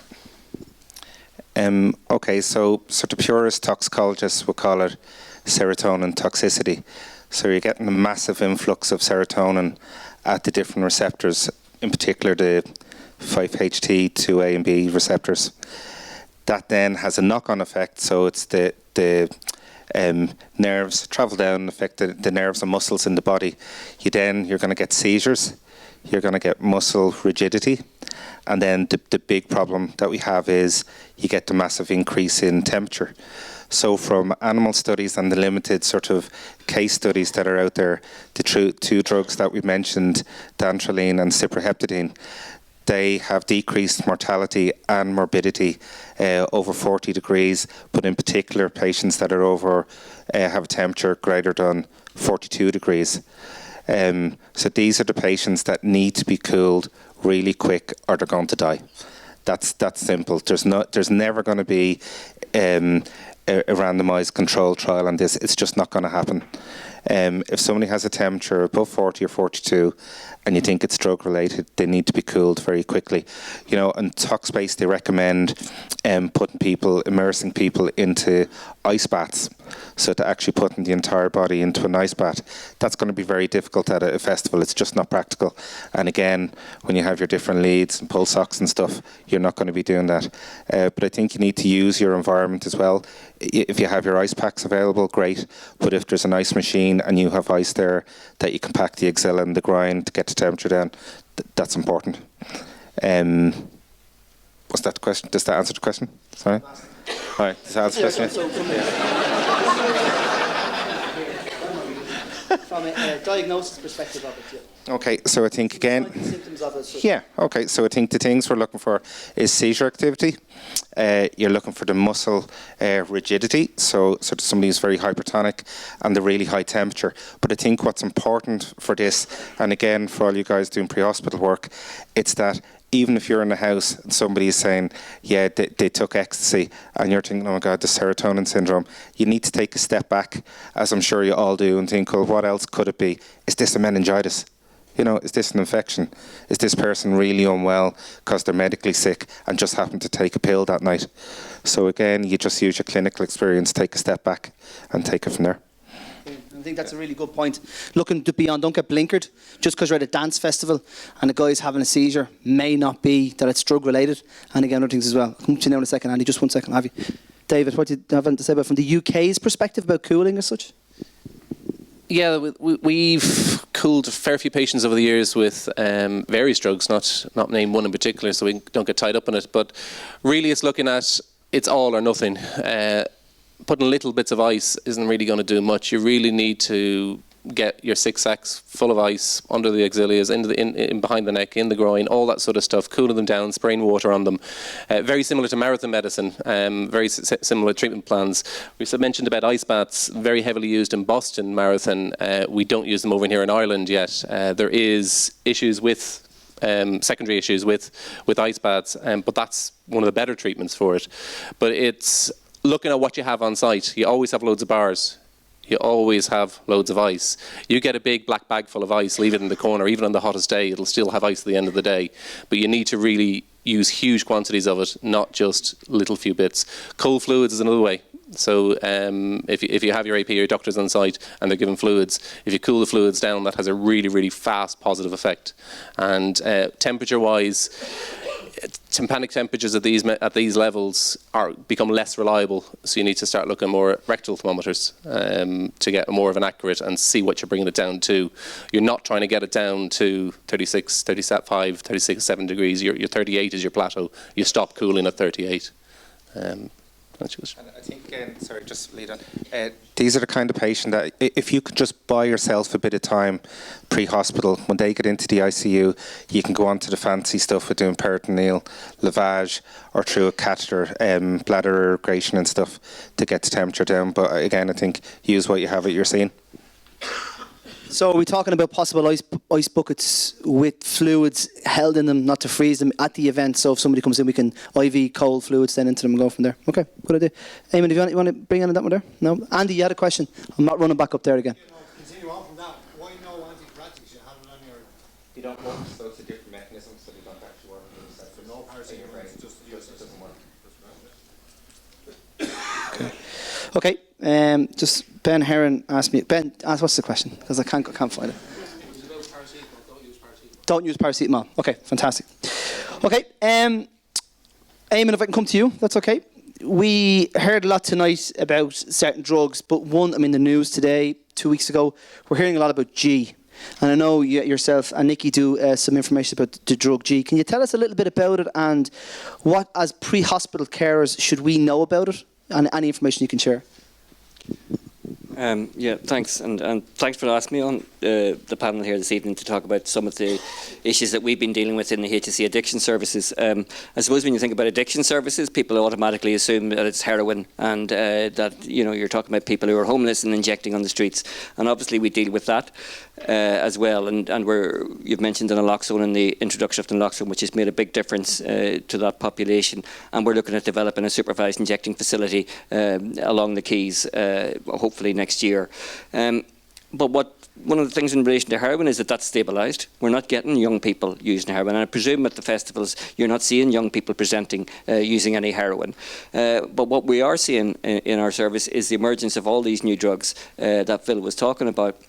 And one of the drugs that he touched on briefly was G, gamma hydroxybutyrate, and the precursor of that is gamma butyrolactone. And that's a drug which has emerged, it's been around for a long time, but it's emerged in Ireland over the last couple of years associated with the chemsex scene. So this is a scene which started in the MSM population, whereby people were taking drugs for sex and sex parties. And the sex parties, the experience that people had in relation to their sexual activities with G was much enhanced, and they would go on parties for the weekend, taking G maybe every 90 minutes, every 2 hours, and yet able to engage in sexual activities for that weekend. So this had emerged in the, as I say, the MSM populations. We were talking to the sexual health services about this, and they said, well, we don't have a problem with drugs in our population. They don't use drugs because everybody automatically thinks about heroin and injecting heroin. But when we started to ask the population about do they use drugs, no, never use drugs. Do you ever take drugs to enhance your sexual experience? Oh yeah, well I do that, So this is a real big problem which has emerged in that population, and we've seen we know that there's about 10 parties going on each weekend in Dublin. There's parties in other parts of the country as well. Waterford, Galway, Cork are all experiencing issues with this. Big problem with G is that you can get it very easily. You mentioned the darknet. You don't have to go to the darknet. You can get GBL, which is an industrial cleaner. You can order it over the surface net. It costs 80 to, well, sometimes you can get a deal and get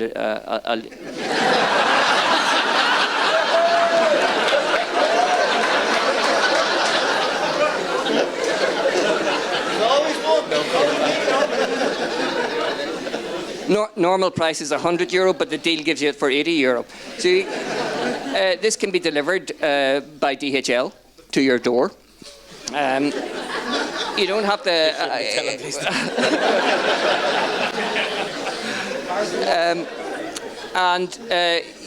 You then divide that up into 1.5 mil. You know, the little sachets that you use for soy sauce, the little fish sachets. So you get from a litre, you get X amount of 1.5 mils or 2 mils, and they're sold for €5 each. So there's a big markup in relation to the drug.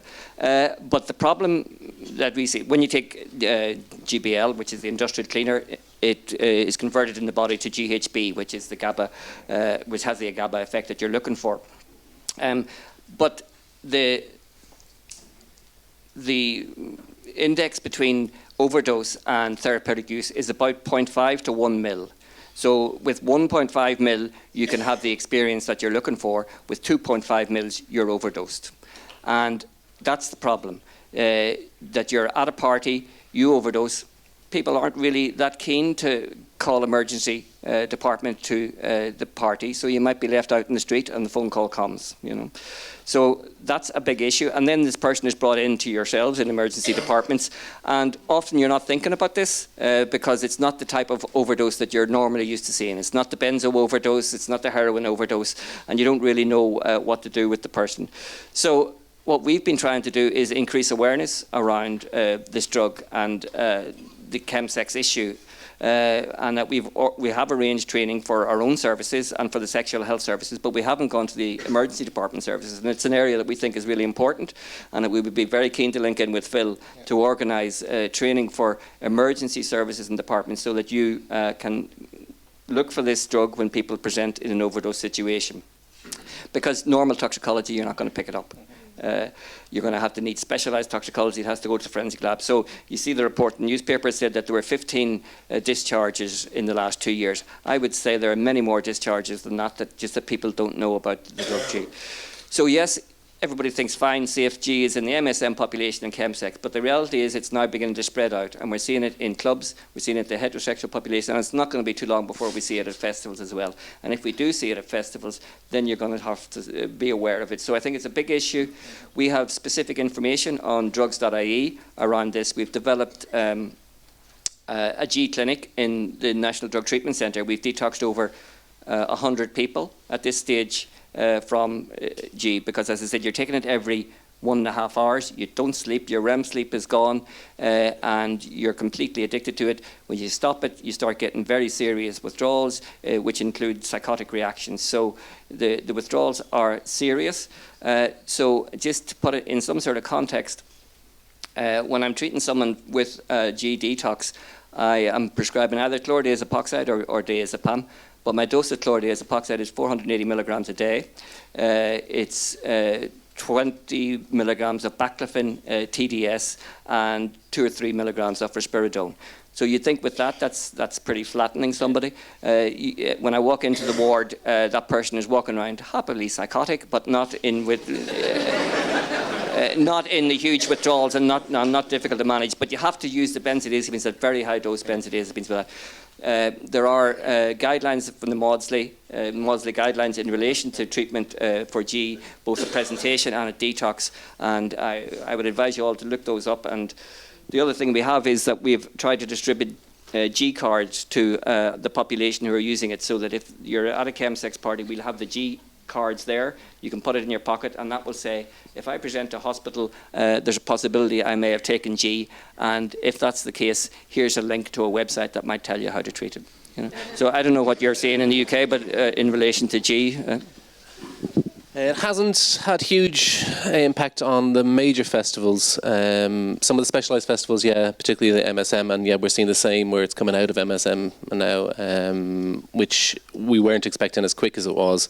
The paranoia afterwards is one of the big issues we're getting as well, but it's not really hit UK outside of the few networks at the moment, but we're expecting it. And how the other drugs are kind of seen differently between. Are you noticing any difference between Irish festivals and UK festivals? Because you're both involved in both sides of the waters. MDMA, ketamine would be the two big ones. MDMA would certainly be very, very prevalent. What they're mixing the MDMA with as well, or what they're cutting it with. We had huge issues 2-3 years ago where they were cutting it with a laxative. Yeah, that was not a nice festival. Entertaining, but it's really what they're mixing with is the ones that we're all concerned about. That particular festival, we had huge amounts of dehydration afterwards. So although the drugs and all that side of it stabilised itself out, the following day we were actually finding a lot of people feeling very, very ill and very, very horrible places. So we just need to be aware that what they think they're taking isn't always what they are taking. We've done a lot of drug testing with some charity groups in the UK, where they come to the event with us, and they, not with us, but with the festival, and they're testing the drugs. It's a double-sided coin, whether it's positive or negative. It's quality control, but the more emphasis is what it's been cut with, poisons, rat poisons and stuff like that. And really, if you get your drug patients through and you're portraying that what it's been cut with, they're more inclined to go, actually, what am I taking? I'm not 100% confident on what I'm exactly taking. I'm getting the hit, but what am I getting alongside it? And if we can concentrate on that, as well as the big side of what the effects of the drug, we're getting a lot of decreased on the taking of the drugs.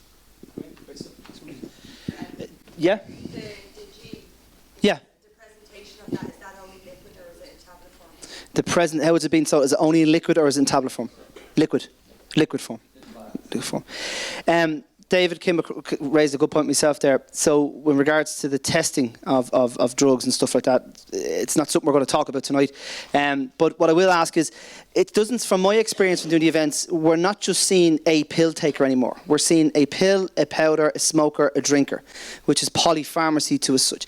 So, from the mixing of alcohol with some of the drugs you've talked about tonight, does alcohol make it worse, make it better, or make it from a medical perspective? And also, you mentioned snow beer. Just tell us a little bit more about that. Sorry. So I think two things. You mentioned about cocaine mixed with alcohol. The combination is another drug, cocaine, and that's more potent than cocaine itself. I think the big issue is when you're taking lots of drugs, polypharmacy, again, you step back and think, well, alcohol is a CNS depressant. It can affect your respiratory rate, and it's going to drop your GCS. So mixed in with all the drugs that you're taking, it's a synergistic effect, and it's going to make things worse. I think snow beer, then, it's just a lager. There's no cocaine in it.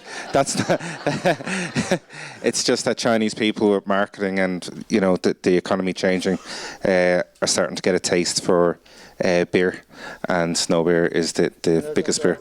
Sorry. Not a special deal, no. DHL.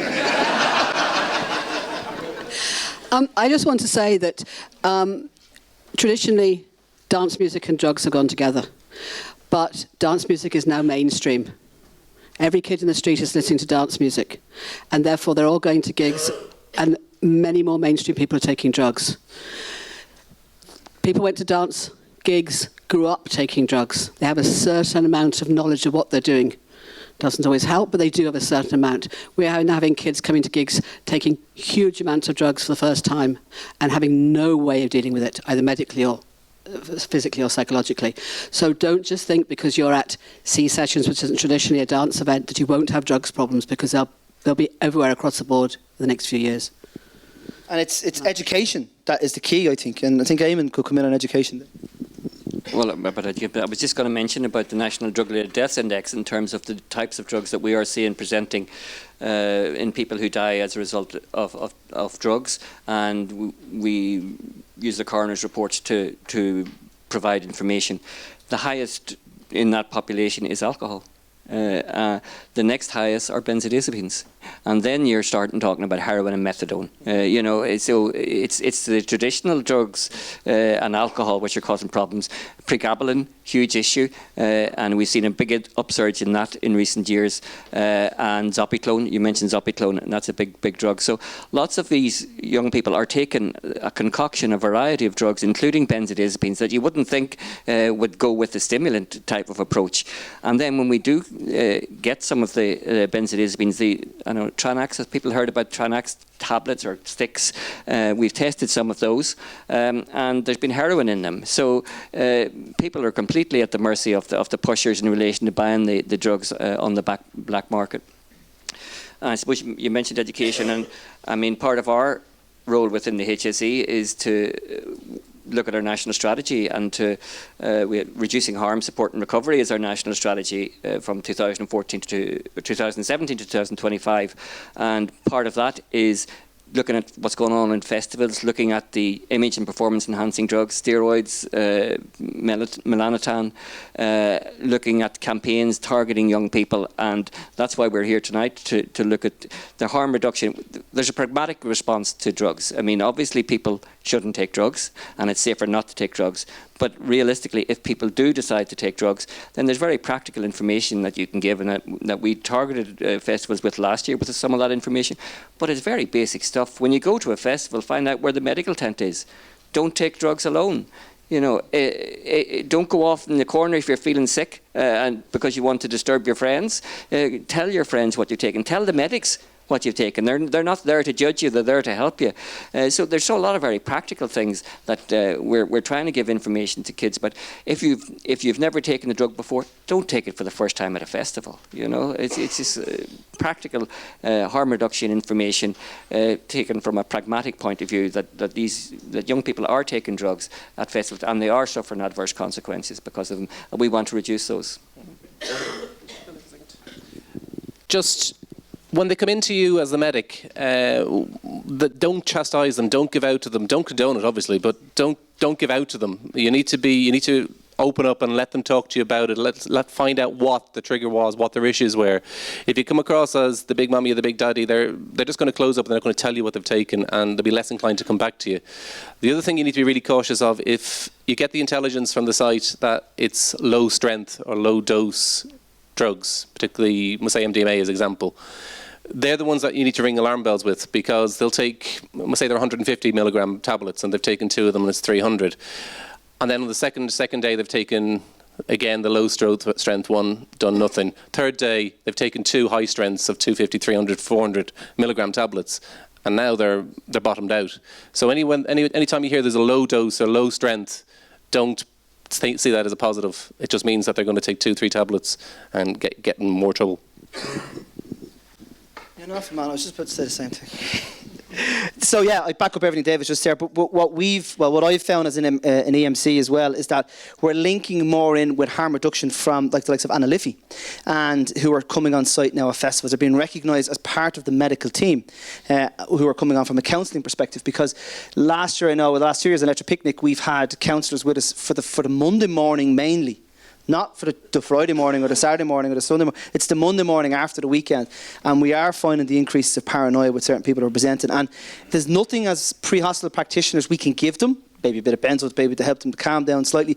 But it's the counselling and making your local hospital aware as well, that, you know, just give them a heads up if you're organising an event. Say, look, there's an event happening, it's a dance event, you might need more mental health on this weekend, or get your counsellors or your psychologist here at 2 o'clock in the morning instead of being at home. So it's just one thing I can add to that. Some of the questions coming in, Sophie, from a volunteer's perspective, can you recommend any courses around event medical management that they could attend to help them be more aware of medical emergencies, kind of from the management aspect of it? I don't think there are any really besides the MIMS course, which is Major Incident Medical Management something, S. I don't know what the S is. There is a MIMS course. I think Code Blue are doing it, aren't they? An ex-hospital one? There's a hospital one as well. I know there's a hospital one, but is there not a hospital one? Pre-hospital version and a hospital version. Okay, I look forward to the pre-hospital one. MIMS is the pre-hospital. Yeah. And HMIMS is the hospital. Ah, there we go. Thank you. I know the Aldra Malta because I did it with them maybe 15 years ago. Ordered a MIMS course, organised a MIMS course, so they all went and did it. All the MCs and unit leaders and things. But there isn't actually a medical. I don't know. Is there one in the UK, Dave?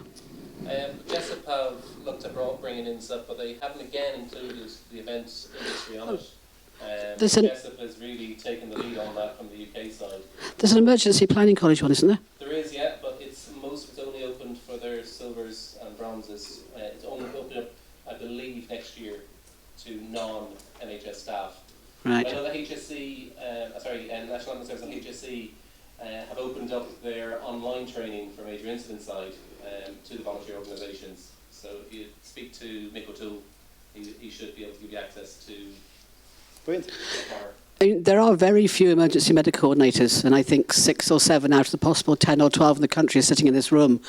I think particularly voluntary organisations should try and give people at the smaller gigs the chance not just to be the unit leader where you're dealing with breaks and duties and that sort of thing, but to actually try and do some of the emergency, the event medical coordinator stuff so that you can actually progress through, because I don't know many to progress through in the last few years. They're all old dinosaurs. Thanks. Yeah. But I mean, it's great. Thanks for sharing that, David. I mean, maybe if there was a new young Remo, good-looking Remo officer who's just taken up his position in the last, say, I don't know, 2 months, might take that on. I'm not going to point to anyone at all in particular maybe at the back. We can't talk about him. So if someone's come in and asked us to replace for drug testing at Irish festivals, the drug testing is happening in the UK, okay, in certain parts of it. And the reality of this, guys, when it comes to drug testing is that it's illegal to have a drug. It's illegal. So currently under the legislation aspect, because I've spoken to the guards about this, if you present at a festival with a drug, you're breaking the law. So that the guards can't stand there and allow you to do, under the current legislation, to test the drug. That's where it's at the moment. Now, as Eamon has alluded to earlier on, we're in a place now where we're actually going to open up safe injection booths. If I had said that to you 5 years ago, when certain TDs were strongly campaigning it for it, you would have said it'll never happen.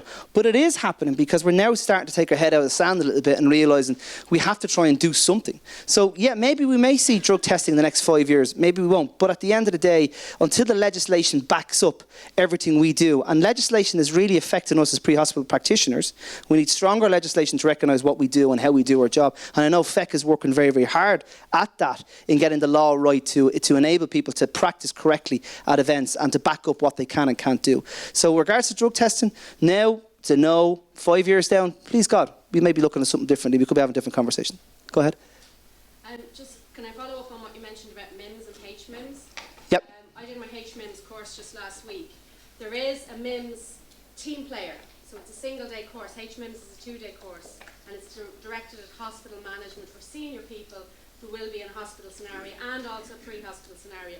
There is coming online a single 1-day team player, which will, I imagine, be open to all. Mm-hmm. Okay, if you've got, it's a HMIMS course is €500, so it does cost a lot. However, there's training you may look at doing. You can consult with people who have done it. One thing I would throw out to some of the voluntaries, what you can do is what's called a tabletop exercise. Get a map of your event that you've done in the past. Let your imagination run riot. Do up incident cards. Create a scenario. It's tabletop. However, in that situation, you will be able to get the adrenaline going. Well done. Brilliant. And a great suggestion about the tabletop. Even if you're looking for your training exercise for the year as a voluntary organisation, utilise that exercise as possibly part of your training night and do it as Sophie has said. So just going on, thanks very much for that. Apart from naloxone, is there any other medications coming on stream from a pre-hospital medics? Unfortunately, we've nobody from FEC up on the table that can possibly answer that tonight. Look at the strategy's coming out. There's lots happening. We've a new director. We've changes, and until they find their feet and get stuff going, you will see. Am I right, Brian? We're going to see some changes in the next 3 to 4, maybe 5 months, coming in from all levels of practitioner. So just give them a chance. And I'd say just bear with them. I know it's been a long time, and I was delighted to see Richard here coming on tonight. And Brian has always supported CPC nights, because it's Brian who worked with OBI CPC at the start, Brian Power, to enable us to allocate 3 PPC points for your portfolio, and who we stand over very strongly. We don't just hand them out to anybody, and it's thanks to Brian that's enabled that. So if you can give Brian a round of applause, I think he deserves it, because he is backed us 100% on that as well.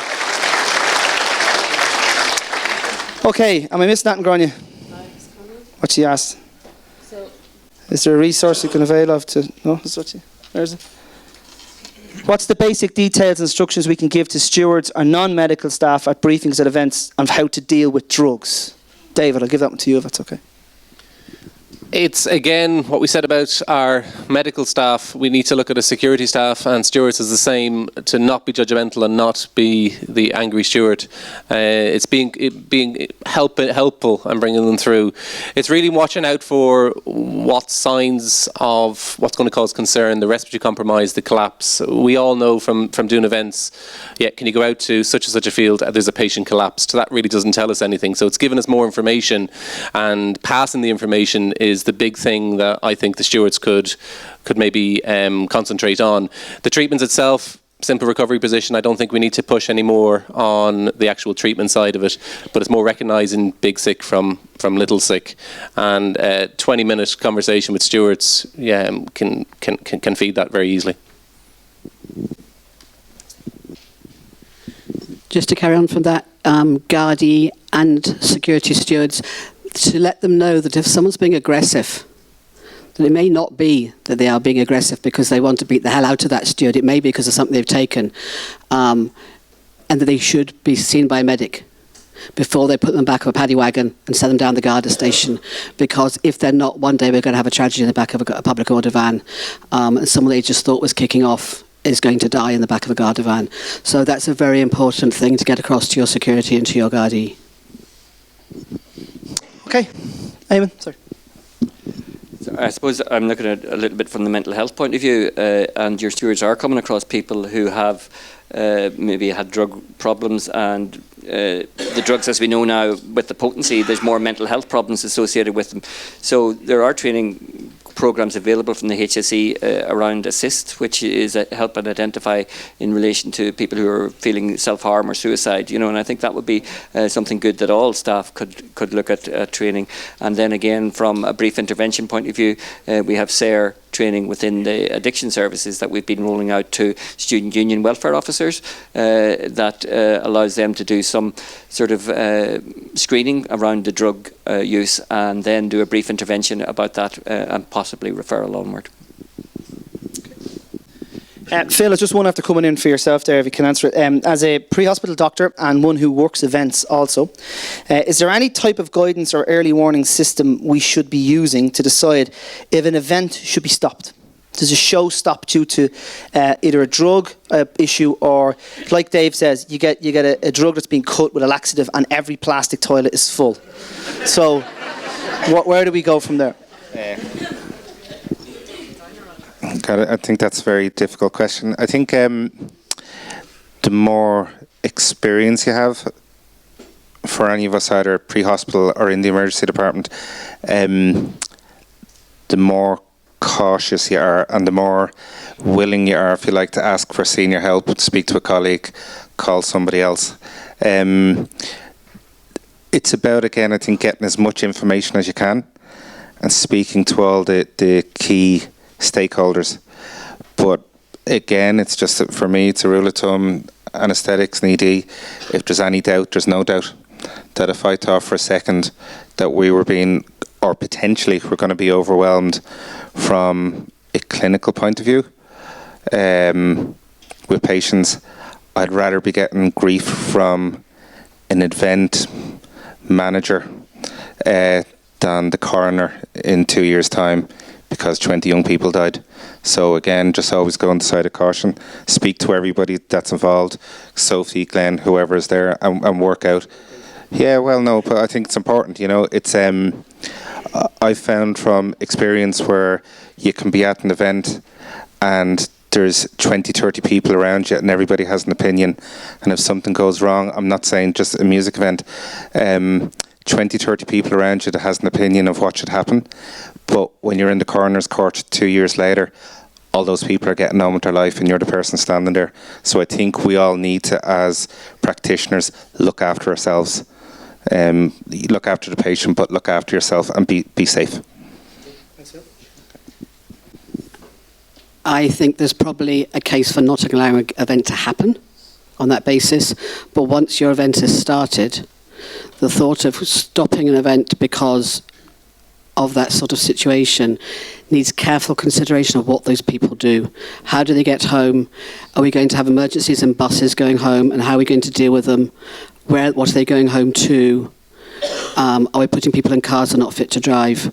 there's a whole variety of repercussions along those lines that I, as an event controller and an event manager, cannot really think of an instance or a circumstance where I would think it was better to stop the gig than to carry on and bring resources in to deal with what you're doing. Okay. Sorry, I've just been called by Tom Giffney. Wants to have a little chat there?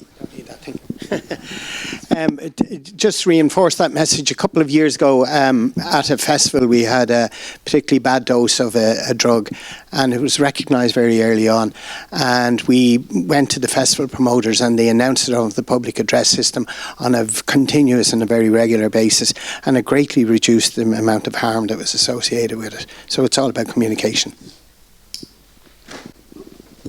And I think it's tough for a promoter to basically make that call that they're actually going to stand up on this main stage and go, we have a problem with a particular drug, and get the education out there. Sorry, Ed. Just to say, that's not the first time that's happened. If you go back to Woodstock in 1967, the festival organisers said to the audience, just to let you know, don't take any of that brown LSD. Drink it if you want, but it's bad shit. Which leads lovely on to the next question, I have to say. Somebody has asked a question, is there a resource you can avail of to try and find out what actually is in a particular drug when you're given a common name, which you may not know or have actually heard of? I mean, I think we've had a bit of a discussion. Do you want to... It's difficult to know because the names change so rapidly and the drugs change so rapidly. We have information on drugs.ie on all the common drugs and all the common names that are used for the common drugs. But if somebody brings out a new drug, we're not going to have that straight away. Scientologists at Marion Square have a set of leaflets. A Marion Square set of leaflets? Yes, the Scientology building. Oh, they were closed. They were closed down. I'm just trying to find a question here in relation to vaping. Just 1 second now. Are you finding much use of vapes being used to use illegal drugs? No.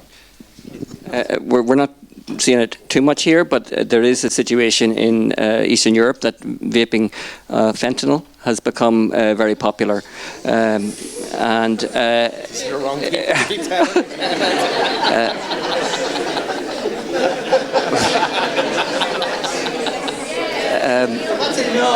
Yeah, but not in this country. You know, if you want to move location, you can look careers jobs.ie. But fentanyl is a particular drug that we are concerned about because obviously we've seen what's going on in North America in relation to the opioid crisis there and the fentanyl epidemic which is going on there. And that brings us right back to naloxone. The fact that we have naloxone now is great, but if fentanyl comes on board, you're going to find yourselves using a lot more naloxone than you would traditionally have been using for heroin. And you mentioned methadone being there longer. People with fentanyl are going to have to be in hospital for a lot longer after an overdose. So at the minute we're not seeing fentanyl as an issue, but just to be aware that it is happening in other parts of Europe. And I mean, everyone hears about the problem in America regards carafentanyl being as strong as it is, and it's one of the things that's kind of spreading out among EMS chat rooms. Are we seeing carafentanyl? Are we seeing the stronger fentanyls here? We haven't seen carfentanyl here, no. Okay. UK, David, are you coming across it much in the UK?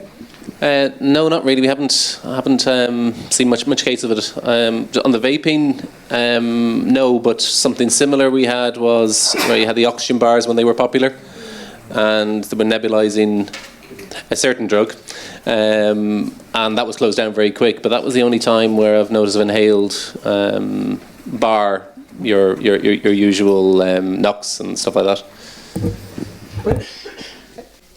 Anyone else in the room before I close it down? Yeah. This is Grania. Hi. I'm just wondering, is there much evidence of spice in the UK? Because that's something I've been reading a bit on. And also, the heroin here seems to have got, the heroin that's being used here seems to be a higher strength. Because we're seeing already that we're using more naloxone on like street medicine, so on the ambulances. So I'll give to David first in regards to the spice. monkey dust spice? Do you get much of it, or? Not huge amounts. The biggest event side, the biggest side is, as I say, ketamine, MDMA, the usual suspects. You get other stuff mixed in. You get weird and wonderful individuals. You get your polypharmacies. We had one of the festivals in particular. There was I wouldn't say an outbreak, but there was certainly a few patients came in. Query. Again, we unless the drug testers or the police have the analyzers on site, we kind of take everything with it, not literally a grain of salt, but we try not to concentrate on the exact drug and more so the effects of. Eamon from the heroin? First of all, the spice, we are seeing spice here in inner city Dublin. We have been having some problems with it in north inner city Dublin and south inner city Dublin spice, and people getting very unusual reactions to the synthetic cannabinoids contained in it. In relation to heroin, it varies. Sometimes you get a particular batch of heroin in which is higher strength, and then you get a spate of overdoses, if you like, where you're going to have to use. So we had one not too long ago in Limerick. We had a spate of overdoses, and we thought, oh God, that must be fentanyl, but it wasn't. It was just actually higher strength heroin that was there. And people obviously aren't expecting the higher strength, so they take their normal dose, and then they find themselves overdosed. So again, you're completely at the mercy of the pushers when you're in that scenario. But overall, it hasn't been a big increase in the potency of heroin across this. From my own experience, I was in a conference last year in the States. Where's that? There's that one on town that we go to. Remember we were at Maine, is it? Samoset. And we were talking to some of the police officers there, and they're given 2 grams or 2 milligram doses of fentanyl per administration. They have a kind of pre-driven syringe. Naloxone. Thank you. Naloxone. They're given 2 milligrams of it each time, up to 5 doses before they're getting a reversal when it comes to carfentanil. I'd seen it. There's a great documentary on Netflix about the issue. I'd seen it, didn't believe it, and spoke to these guys in Somerset, and they backed it up as well. So hopefully we don't get it here. So before I close it off, any more from the audience? Yes? Is there anything particular that we need to know about rape drugs and rohypnol? Okay, excellent question. Brilliant. From a toxicology perspective, is there anything we should be aware of from rohypnol or the current drugs that are being used around for rape, as such, the rape drugs? I think it's a very difficult one again, in that if somebody, people claim that their drink has been spiked or an assault has taken place. If it happens in a set period of time, the guards will take them to the sexual assault unit. They'll be checked over to make sure that they're physically okay. And if blood samples are taken, they can be analysed. A lot of these drugs have a short half-life. In the ED, we don't check for any of these drugs, so you do your routine drug tests, but you wouldn't routinely check for rohypnol. No. So again, I think it's having awareness out there, but it wouldn't be something that's an everyday problem that you'd have to deal with in the emergency department.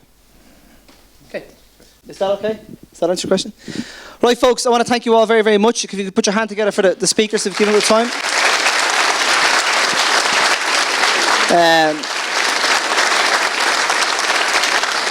We just want to say without Danny, we can't send this around the place. 25 centres, as we said, around the country, and Danny plays a key part to that. You wouldn't believe the grief we've had today of checking in regards to connection to the internet and the whole lot. We want to thank you all for taking part in Foamed. Don't forget to use the hashtag OBICPC. We hope to do 4 sessions next year.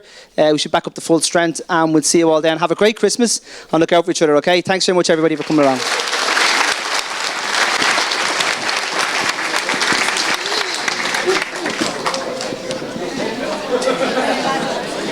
Going to help you down,